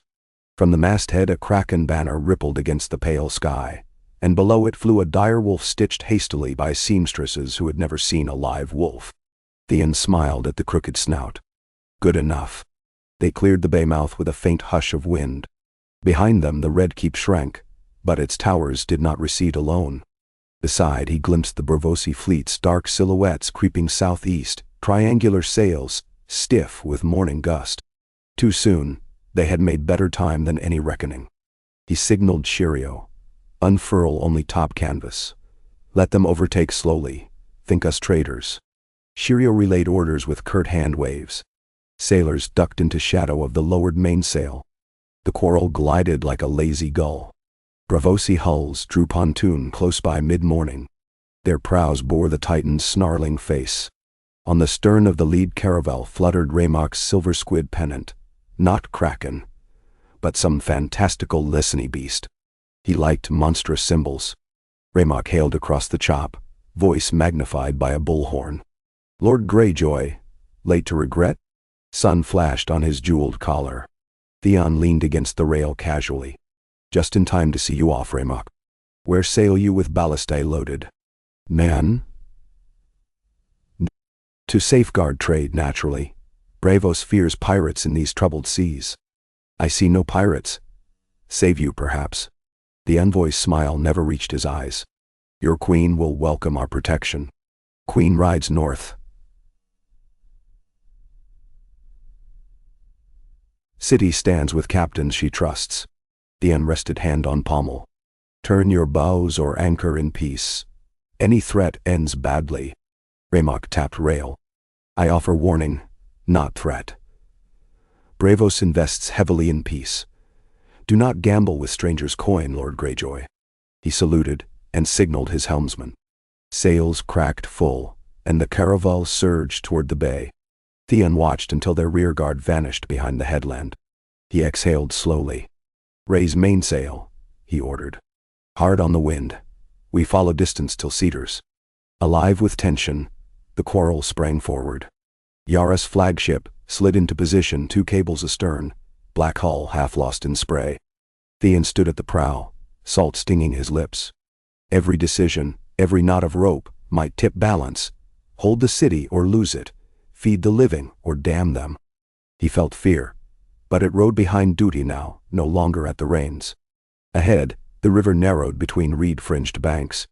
Mist rose, tinted gold by sun. The fleet sailed into it like ships crossing a veil between worlds. Snowflakes still drifted, though no cloud loomed. Bran's raven, perchance, rode on some unseen branch, watching. Theon pulled his cloak tighter and fixed eyes on the glistening thread of river, winding north toward storm, death, and that slender seam of dawn they all pursued. A dawn where, perhaps, wheels would finally break and lie still beneath green shoots and gull cries. The quarrel cut the water, leaving ever-widening ripples that touched each bank in turn, and he thought, let those ripples carry. Let them reach Winterfell, Pike Cliffs, Bravosi Marble Docks. Let them whisper this dawn's new oath.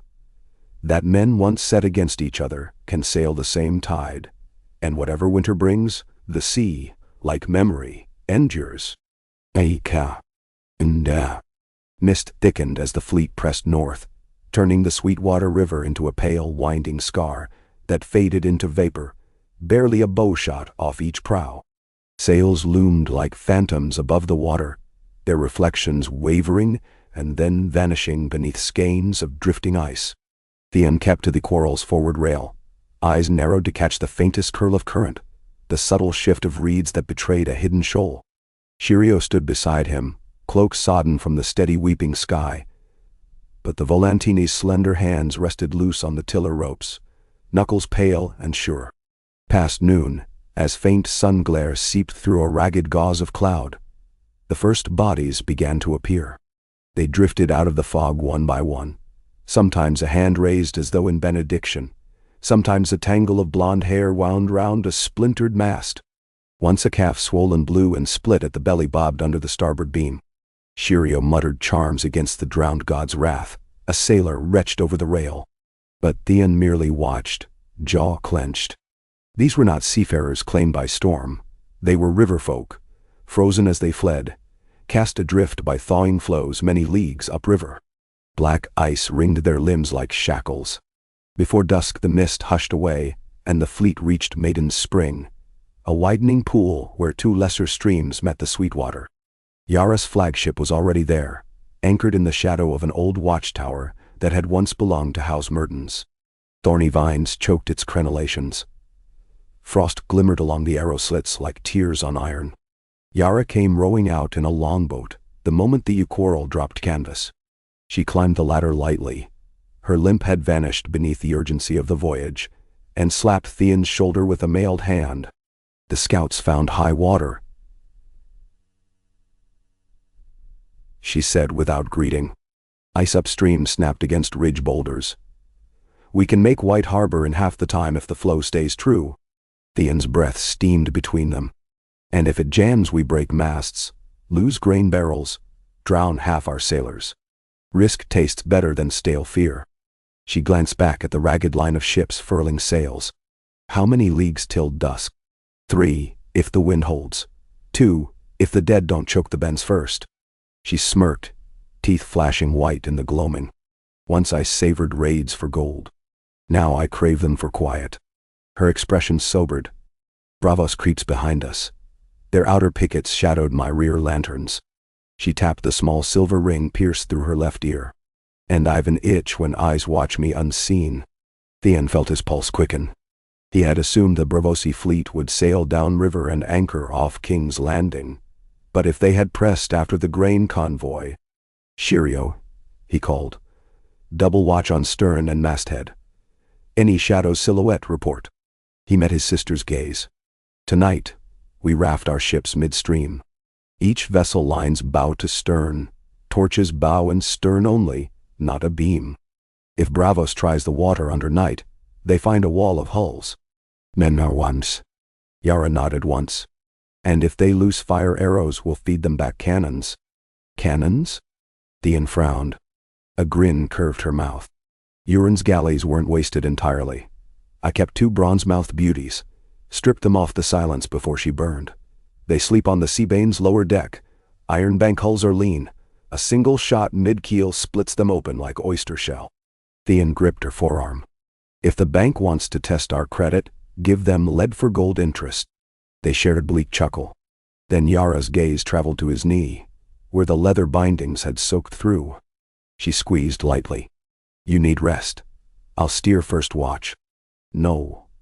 He bit off the protest, but she lifted a brow and motioned to Shirio. The Volantine navigated on many seas. He could hold course. And the pain buzzing in Theon's bones promised worse if ignored. He sighed. "Wake me at moonlift." Yara's shoulders relaxed. She kissed his brow quick as a pecking gull, then swung down the companion ladder. Shirio trimmed the foresail. The Uquarl kissed the current and slid into line behind the Seabane. As darkness pooled among the reeds, the river shivered under sudden breeze, the hush before full winter storms. Timber creaked in soft complaint. All along the convoy, lanterns snuffed one by one, leaving only 2 flames per ship to bob like paired eyes. Theon ducked into his cramped cabin. Maps littered the small desk, corners curling with damp. He sloughed his cloak, eased onto the narrow bunk, and let his eyes close to the rhythm of water slapping planks. He dreamt of Winterfell's Godswood again, snow drifting through black branches that twisted into kraken tentacles. Robb stood at the heart tree, face half wolf, half drowned pale boy, hand outstretched across a mirrored pool. Sansa sang somewhere far off, a lullaby misremembered, yet each note became a cracking icicle. When Theon knelt to drink, the water turned to bronze coins stamped with the Titan's grimace. They bled green flame up his arms. He woke gasping. Muted moonlight seeped through the hatch. The cabin rocked more sharply than before. The wind had freshened. He listened. No shouts above deck, but the sails hummed and the timbers rattled with a strain that meant speed. He reached for his boots. A bell clanged, a single high note, then silence. Not alarm, too soft for pirates. More the ship's watch passing the hour. 3rd bell of night? Or 4th? The lull soothed, yet something off-key lingered. Theon climbed the ladder. The main deck stretched ghost quiet. Shirio stood at helm. Another sailor kept the tiller rope. The river ran like liquid onyx under half-moon glow. The wall of ships ahead spread 2 and 3 abreast, hulls connected by planks. Crewmen lounged along railings, crossbows propped yet restful. No sign of pursuit. Theon climbed the poop. Wind's with us." Shirio whispered. "Should reach narrow weir by sun touch." "Where's the Seabane?" Theon peered starboard. He found her by the faint crimson of her stern lantern. She rowed heavily, as though ballasted deep. Every other ship kept a discreet distance from her flanks. They feared those hidden cannons. He scanned the riverbanks. Frail willows, occasional ruin of a fishing shack. The hush held. But his dream's dread would not leave. He walked forward, checking hatches, ropes, then paused by the starboard catwalk. Shadows nodded under the gunwale's lip. One shape seemed too broad for coil of rope. He crouched, found frayed rigging where a grapnel might snag, a faint scrape in the pitch as if metal had dragged. He touched it, still warm. A soft plash astern. He pivoted, but only ripples met the moonlight. When he turned back, a hand shot up, seized his ankle. Before he could cry alert, another hand clamped his mouth. He smelled river mud and foreign perfume. A wet coil looped about his neck. Instinct flared.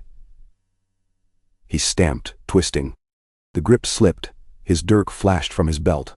He slashed underhand. A hiss, a muffled grunt. Blood darkened the rail. A body rolled into the river noiselessly, but several more silhouettes now clambered from the hull's shadow, knives poised. Bravosi saboteurs. The bank's black cloak marines. Theon barked a wordless warning even as they rushed him. Shirio wheeled, shouting, "Boarders!" A piercing whistle cut the night. Sailors tumbled from shadows, pikes raised. Theon ducked a stab, buried his dirk in another belly. Someone seized his collar, yanking him back against the capstan. A wedge of pain tore through his knee. He sagged, but wrenched free, butt of dirk smashing his assailant's jaw. Blood sprayed his cheek. Around him, boarders and crew fought in near silence. No clang of metal on plate, only the wet scrape of knives, the dull thunk of wood, breath gasps. They didn't want to wake the convoy. Too late. A bowman on the next ship spied the scuffle, loosed a signal arrow that arced white fire. The river burst into color as torches flared along decks. Horns blared. Across the gap, Yara's voice roared, "Loose chain shot." A thunder crack split the night. The Seabane's cannon barked. A jet of flame ripped the fog. The foremost Bravosi cutter, gliding unseen downriver, vanished in spray and shattered beams. A second shot punched through the flank of another galley. Green-tinted lanterns erupted in shards. On the quarrel's deck, the saboteurs faltered. Two threw themselves overboard rather than face capture. A third reeled, handless, shrieking until a sailor's pike silenced him. Shirio dragged Theon upright. "Chain line, lord." More grapnels hooked on bow, yanked taut. Larger boarding parties. Theon wheeled. "Cut those lines." Sailors hacked with axes. One severed rope snapped back, flinging a Bravosi into the dark. Something whistled overhead. A jar, green as malachite, spinning end over end.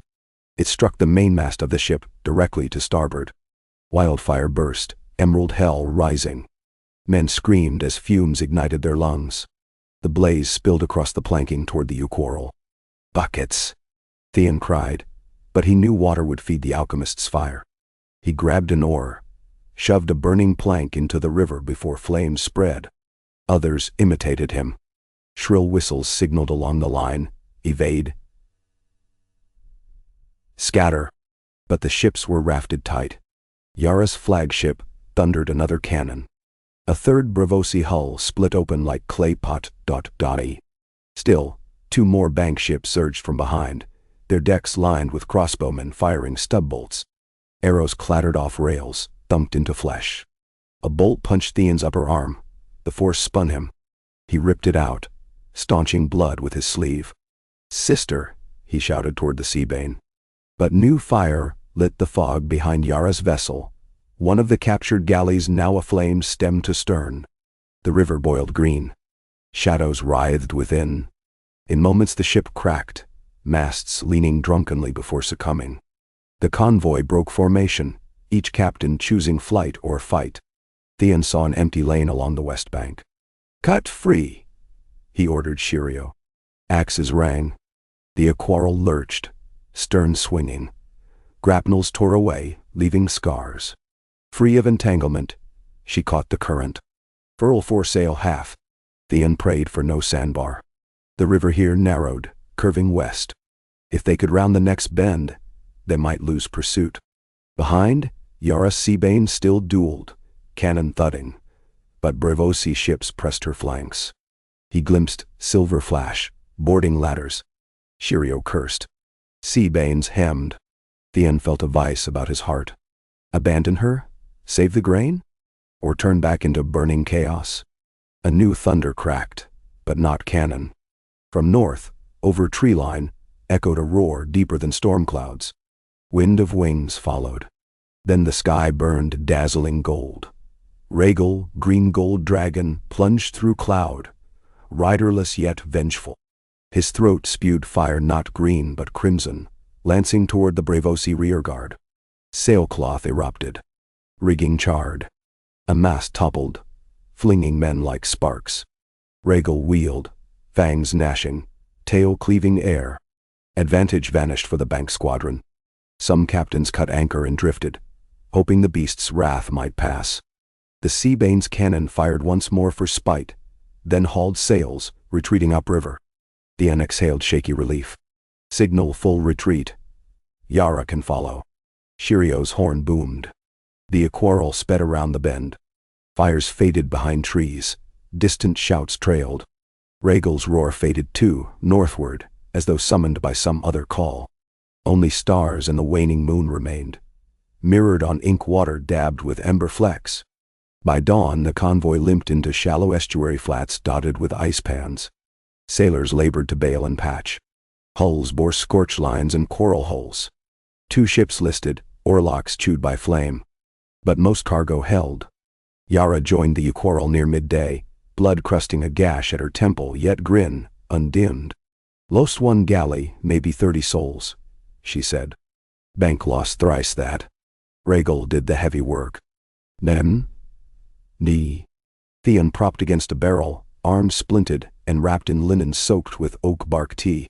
What drew him? Dragon sense, I suppose. She wiped her brow. Dragons keep their own books. Debt, repaid for refusing Braavos. He coughed a laugh. Pain flared, but heart beat stronger. They reached White Harbor's outer channel at dusk. Ice floes jostled. Torches lined the long stone breakwater. Manderly banners bunched beside stark direwolves and unsullied spears. A ragged cheer rose when the first grain ship sailed under the stone wolf's head arch.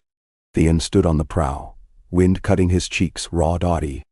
He thought of the children coughing in Winter Town and felt, for a moment, the fierce joy of doing a thing right. As wagons rolled to storehouses, Sir Davos greeted them atop the quay. His weather-cracked face lit at the sight of Theon. You wear the look of men wrestled by giants. Braavosi giants, Theon said, gripping Davos' hand. But we kept the grain. The Knight of the Seas surveyed charred planks. Dragon might have helped. Theon smiled grimly. Yet dragons cannot fish barrels from riverbanks. They convened in Manderly's great hall, under pale tapestries of merlings and sea-wolves. Fires roared. Spitted salmon dripped fat onto greenwood. The chill receded. Over maps, Davos briefed them. Jon held the dead at last hearth, but reserves were threadbare.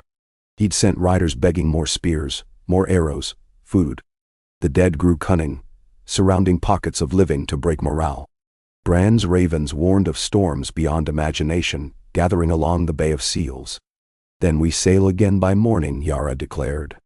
Cut through Bite's ice. Land supplies at Carhold. Davos pinched gray beard. Carhold's walls breached, but there's a cove at Saddlescar Cliffs, steep path south to the King's Road, clear of undead sight, risky for carts yet possible with sleds. We'll sail, Theon confirmed. But first, the wounded rest. Hulls tar, masts mend. Give us 2 nights. Yara opened her mouth, then closed it, reading the lines of pain about his eyes. She clasped his unwounded arm. 2 nights. They parted for sleep. Theon found lodging in a cramped tower room overlooking the harbor. Snow drifted through arrow slits, settling on sill. He eased boots off, lay on furs, listened to gulls whimper and dream. But rest eluded him, images flickered. Braavosi grapnels, wildfire hiss, Rhaegal's molten shadow. He rose, limped down spiral stairs to the deserted rampart walk. Moon silvered the frozen bay. Grain ships bobbed at anchor, their holds emptying into sleds. Torches flickered on winches. Stevedores sang horse shanties. Beyond breakwater, sea ice glittered to the horizon. Footsteps behind. He turned to find Bran Stark's ward perched in his wicker sledge, wheels squeaking over stone, pushed by a silent stable boy. Bran dismissed the lad with a nod, then regarded Theon, pale eyes luminous. "You dream dragons," Bran said. "I dream ships and fire. Your ship, broken but unbowed. Your fire, green but turning red." Bran's fingers traced the carved arm. Time weaves tangled nets, yet one knot holds life or doom. Theon searched the boy's inscrutable face. "Speak plain, Bran." The boy man's gaze unfocused, as if staring through Theon into some fathomless reach. "When the ice storms spiral round the heart tree of the Kingswood, the dead will seek warmth deeper than flesh. They will seek the ancient flames beneath the red keep, dragonfire bound by alchemists, wildfire sleeping in vaults. If they burst that heart, the coast turns to glass. Braavos knows. That is why they chase coin in fireproof ships." A chill deeper than winter crawled Theon's spine. "You're saying the Night King's remnants aim to ignite the wildfire stores?" Bran nodded once. "All roads bend to that spark. The walls of the city may withstand men, but not the pyre beneath. You must douse it or guard it with life beyond life." Theon exhaled. "Daenerys took some wildfire north, but thousands of jars remain. Cersei hid caches nobody's map. Lannister lions played at gods." Bran's expression grew distant. "Now the ghosts of their games return." He blinked, fixing on Theon. "You know those cellars better than the Queen. Once a ward, always a watcher. When you return south, carry salt water. Drown the fire the old way, claim it for the drowned god if you must, but smother that heart before the storm licks it." Theon rubbed his temples. "I barely escaped those vaults as a boy chasing cats. Yet you remember every twist." Bran's pale lips curved slightly. "Memory is your anchor." Theon stared across the moon-washed harbor. At last he nodded. "When we deliver grain, I sail back. Tyrion will aid. If we can't flood the chambers, we break their vents." Bran closed his eyes. The song of ice and fire needs neither banker's gold nor green hell. Only brave hearts. He opened them again, pity mingling with resolve. "Don't fail, Prince of Pike." Theon managed a tight smile. "I failed enough to learn." Bran signaled. The stable boy returned and wheeled him away, leaving Theon alone with the creeping silence. He looked to the far horizon where Blackwater Bay lay beyond 200 miles of ice and war. Somewhere the Red Keep's vaults slept, belly full of wildfire, heart pulsing awaiting the wrong spark. He drew a breath that frosted in lamplight. "A kraken belongs to water," he murmured. "So we drown the flame."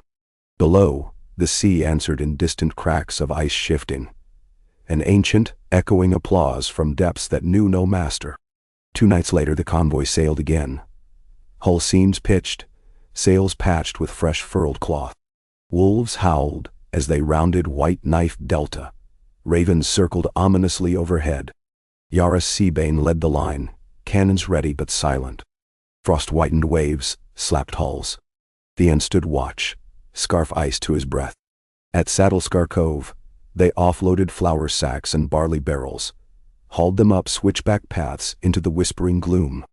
Northmen's sled teams waited higher, eyes haunted yet shining at the sight of food. They spoke of Jon Snow's desperate stand. Dragons strafing white columns, unsullied forming shield circles, rumored to hold long past endurance. Yet the dead rose faster than they fell. Yara pressed more barrels into their care. "Tell my brother when the kraken wakes he'll bring another tide." She told the sergeant, a wiry spearwoman missing an ear. "Then go feed your wolves." Supply mission complete. The ironborn ships swung south at once, hugging coast, where shallows tore floes to slush.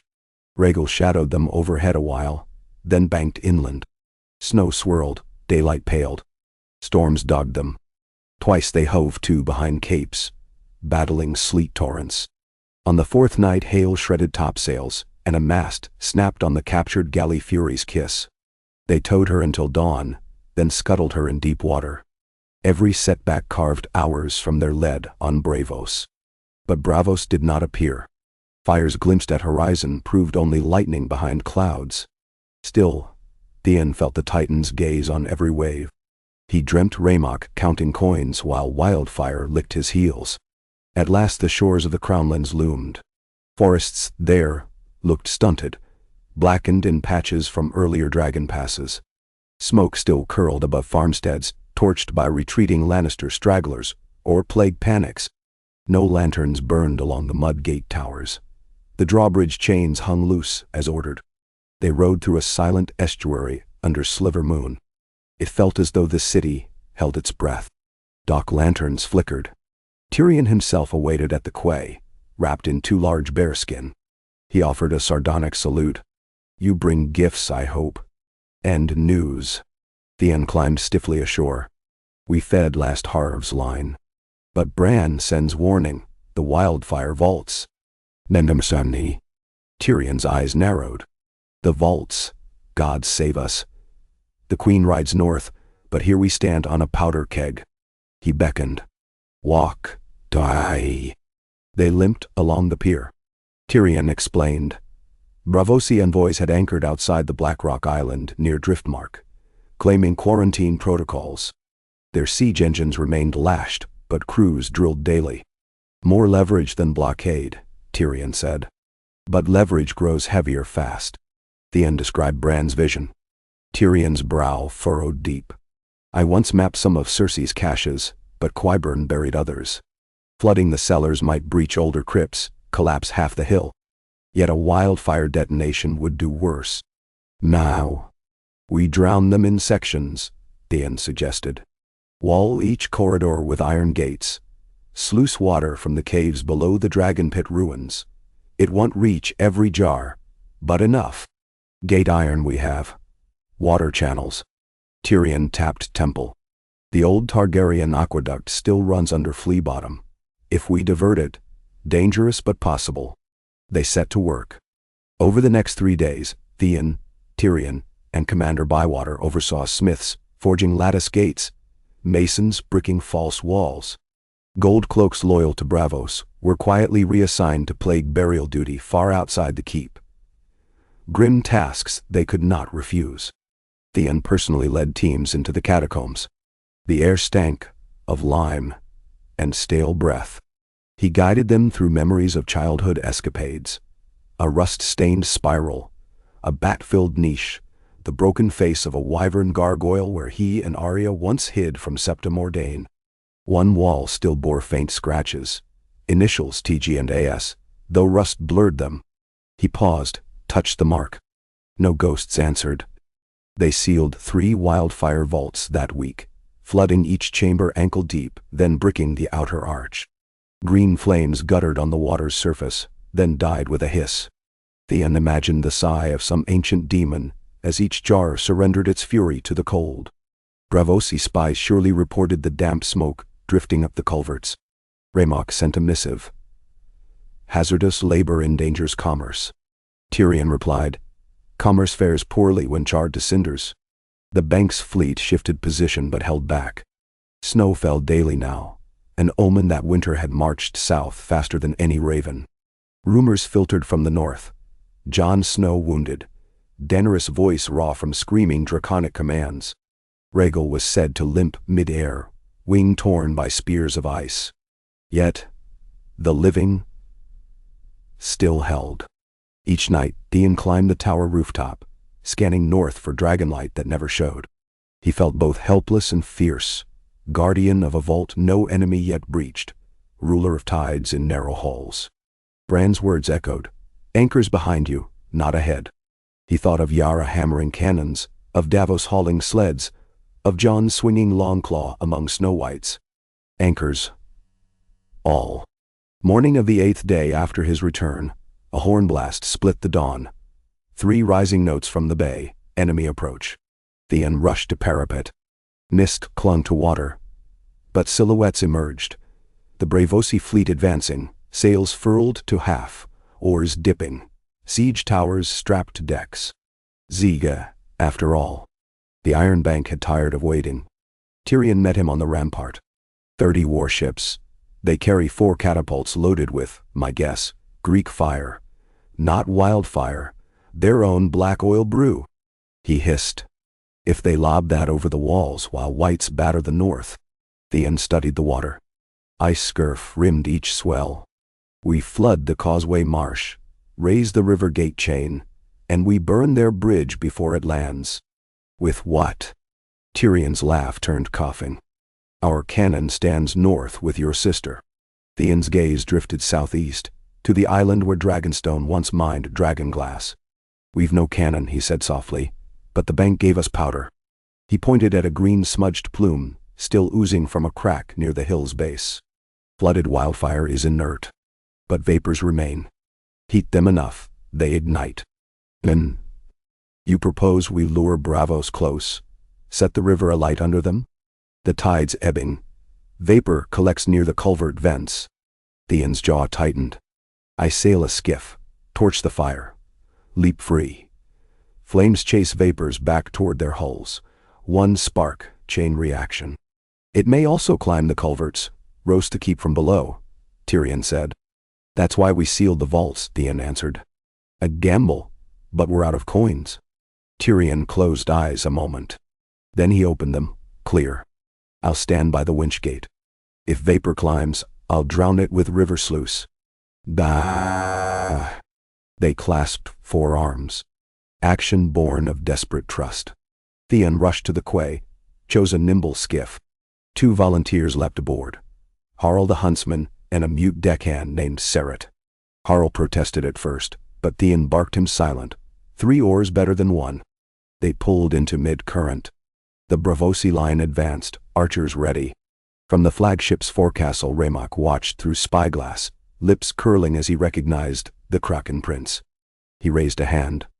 Catapult crews cocked arms. Theon jammed a torch into a clay pitch jar. Flame licked tar. Wind buffeted. Sleet needled. Closer.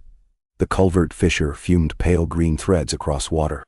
The ship's archers knocked. Theon's breath thundered. Now, he said. Harl threw pitch on water. Seret flung burning straw. Flames sputtered, then whooshed. A blue-green tongue racing across surface straight toward the vent. Theon heaved the tiller. The skiff slewed aside, but wind caught the sail, tipping rail to river. They capsized. Icy water stabbed like knives. Theon kicked free, lung burning. Above, flame shot into the culvert mouth. For a heartbeat, nothing. Then, boom. The hill's base belched emerald fury. A roar deeper than any cannon. Shockwave hammered water. Theon flung arms overhead as heat blasted the current. The emerald gale ignited vapor trails that had drifted under the Bravosi bow. Their foremost galley vanished in a tower of jade. Wood and men erupted sky-high, raining shards. Fire leapt vessel to vessel. Crews screamed, some dove, burning. Catapults toppled, hurling pots mid-air. Each impact birthed more flame. Tyrion's gate. Sluices groaned open. River water gushed from battlements into culvert vents, quenching upward climb. The red keep trembled, but held. Theon surfaced near Flotsam, a broken oar. Harl splashed beside him, face blistered but alive. Seret drifted belly up, clothes aflame. Theon seized Harl's collar, towing him. Flames whooshed across water, but wind shoved them east. The Bravosi fleet retreated in chaos, 2 ships blazing to embers, others' oars shattered. Harbor chains groaned. Arrows whistled overhead as gold cloaks on the walls peppered survivors trying to swim ashore. Smoke twined into slate sky, carrying the stench of burnt pine and flesh. Hands hauled Theon onto the quay. Yara, newly arrived with a skeleton crew. She cursed. Hauled Harl after. Tyrion hurried limping, face ashen. The vaults held, he wheezed. But the hillside cracked. We'll need masons before rain floods flea bottom with green sludge. Theon coughed river water. Negotiations ended. Tyrion looked toward the bay. In the distance, one lone Braavosi caravel limped seaward, sails tattered. I suspect the bank will reopen talks. At more favorable terms. 2 days later, ravens arrived. Jon Snow alive. The Night King's remnant, melting under Dragon's wrath and northern pikes. The dead pressed no further south. Winter still howled, but the tide had turned. Celebrations in the city remained muted. Too many corpses to mourn. But candles glowed in windows, bread lines shortened. Daenerys returned with the first spring-like breeze, eyes rimmed with exhaustion but glowing pride. She listened to Tyrion's account, then to Theon's. At the end, she took his burnt hand in both of hers. You risked everything to guard a city not your own. It is my own now, he said simply. As much as Pike. She kissed his knuckles. Once this war is ended, I will drain the wildfire vaults and fill them with seawater. A monument to what we survived. Theon bowed head. A good tombstone for old ghosts. That evening, on the Tower of the Hands balcony, he stood with Yara and Tyrion watching sun dip behind smoke-blurred rooftops. Fires still smoldered near riverbank, but roofs reflected amber light like dawn's promise. Bells tolled slow and solemn, but their song carried a hopeful lilt. Wheels break, Yara said softly. Or turn into better wheels, Tyrion offered. Either way, Theon murmured. We sail. Below, the black water kissed stone foundations, tide rising with gentle hush. Spring would come, Bran had hinted. Perhaps early and shy. Theon felt it already in the softer air brushing his scars, in the hush of gulls nesting instead of fighting. Far north wolves still howled beneath broken stars, and dragons circled ice-bitten skies, but here on Aegon's Hill, the first crocus cracked a seam in mortar. He imagined it. A green spear tip, defiant against ash. A kraken, he thought, might nurse such fragile things, if only to spite the storms.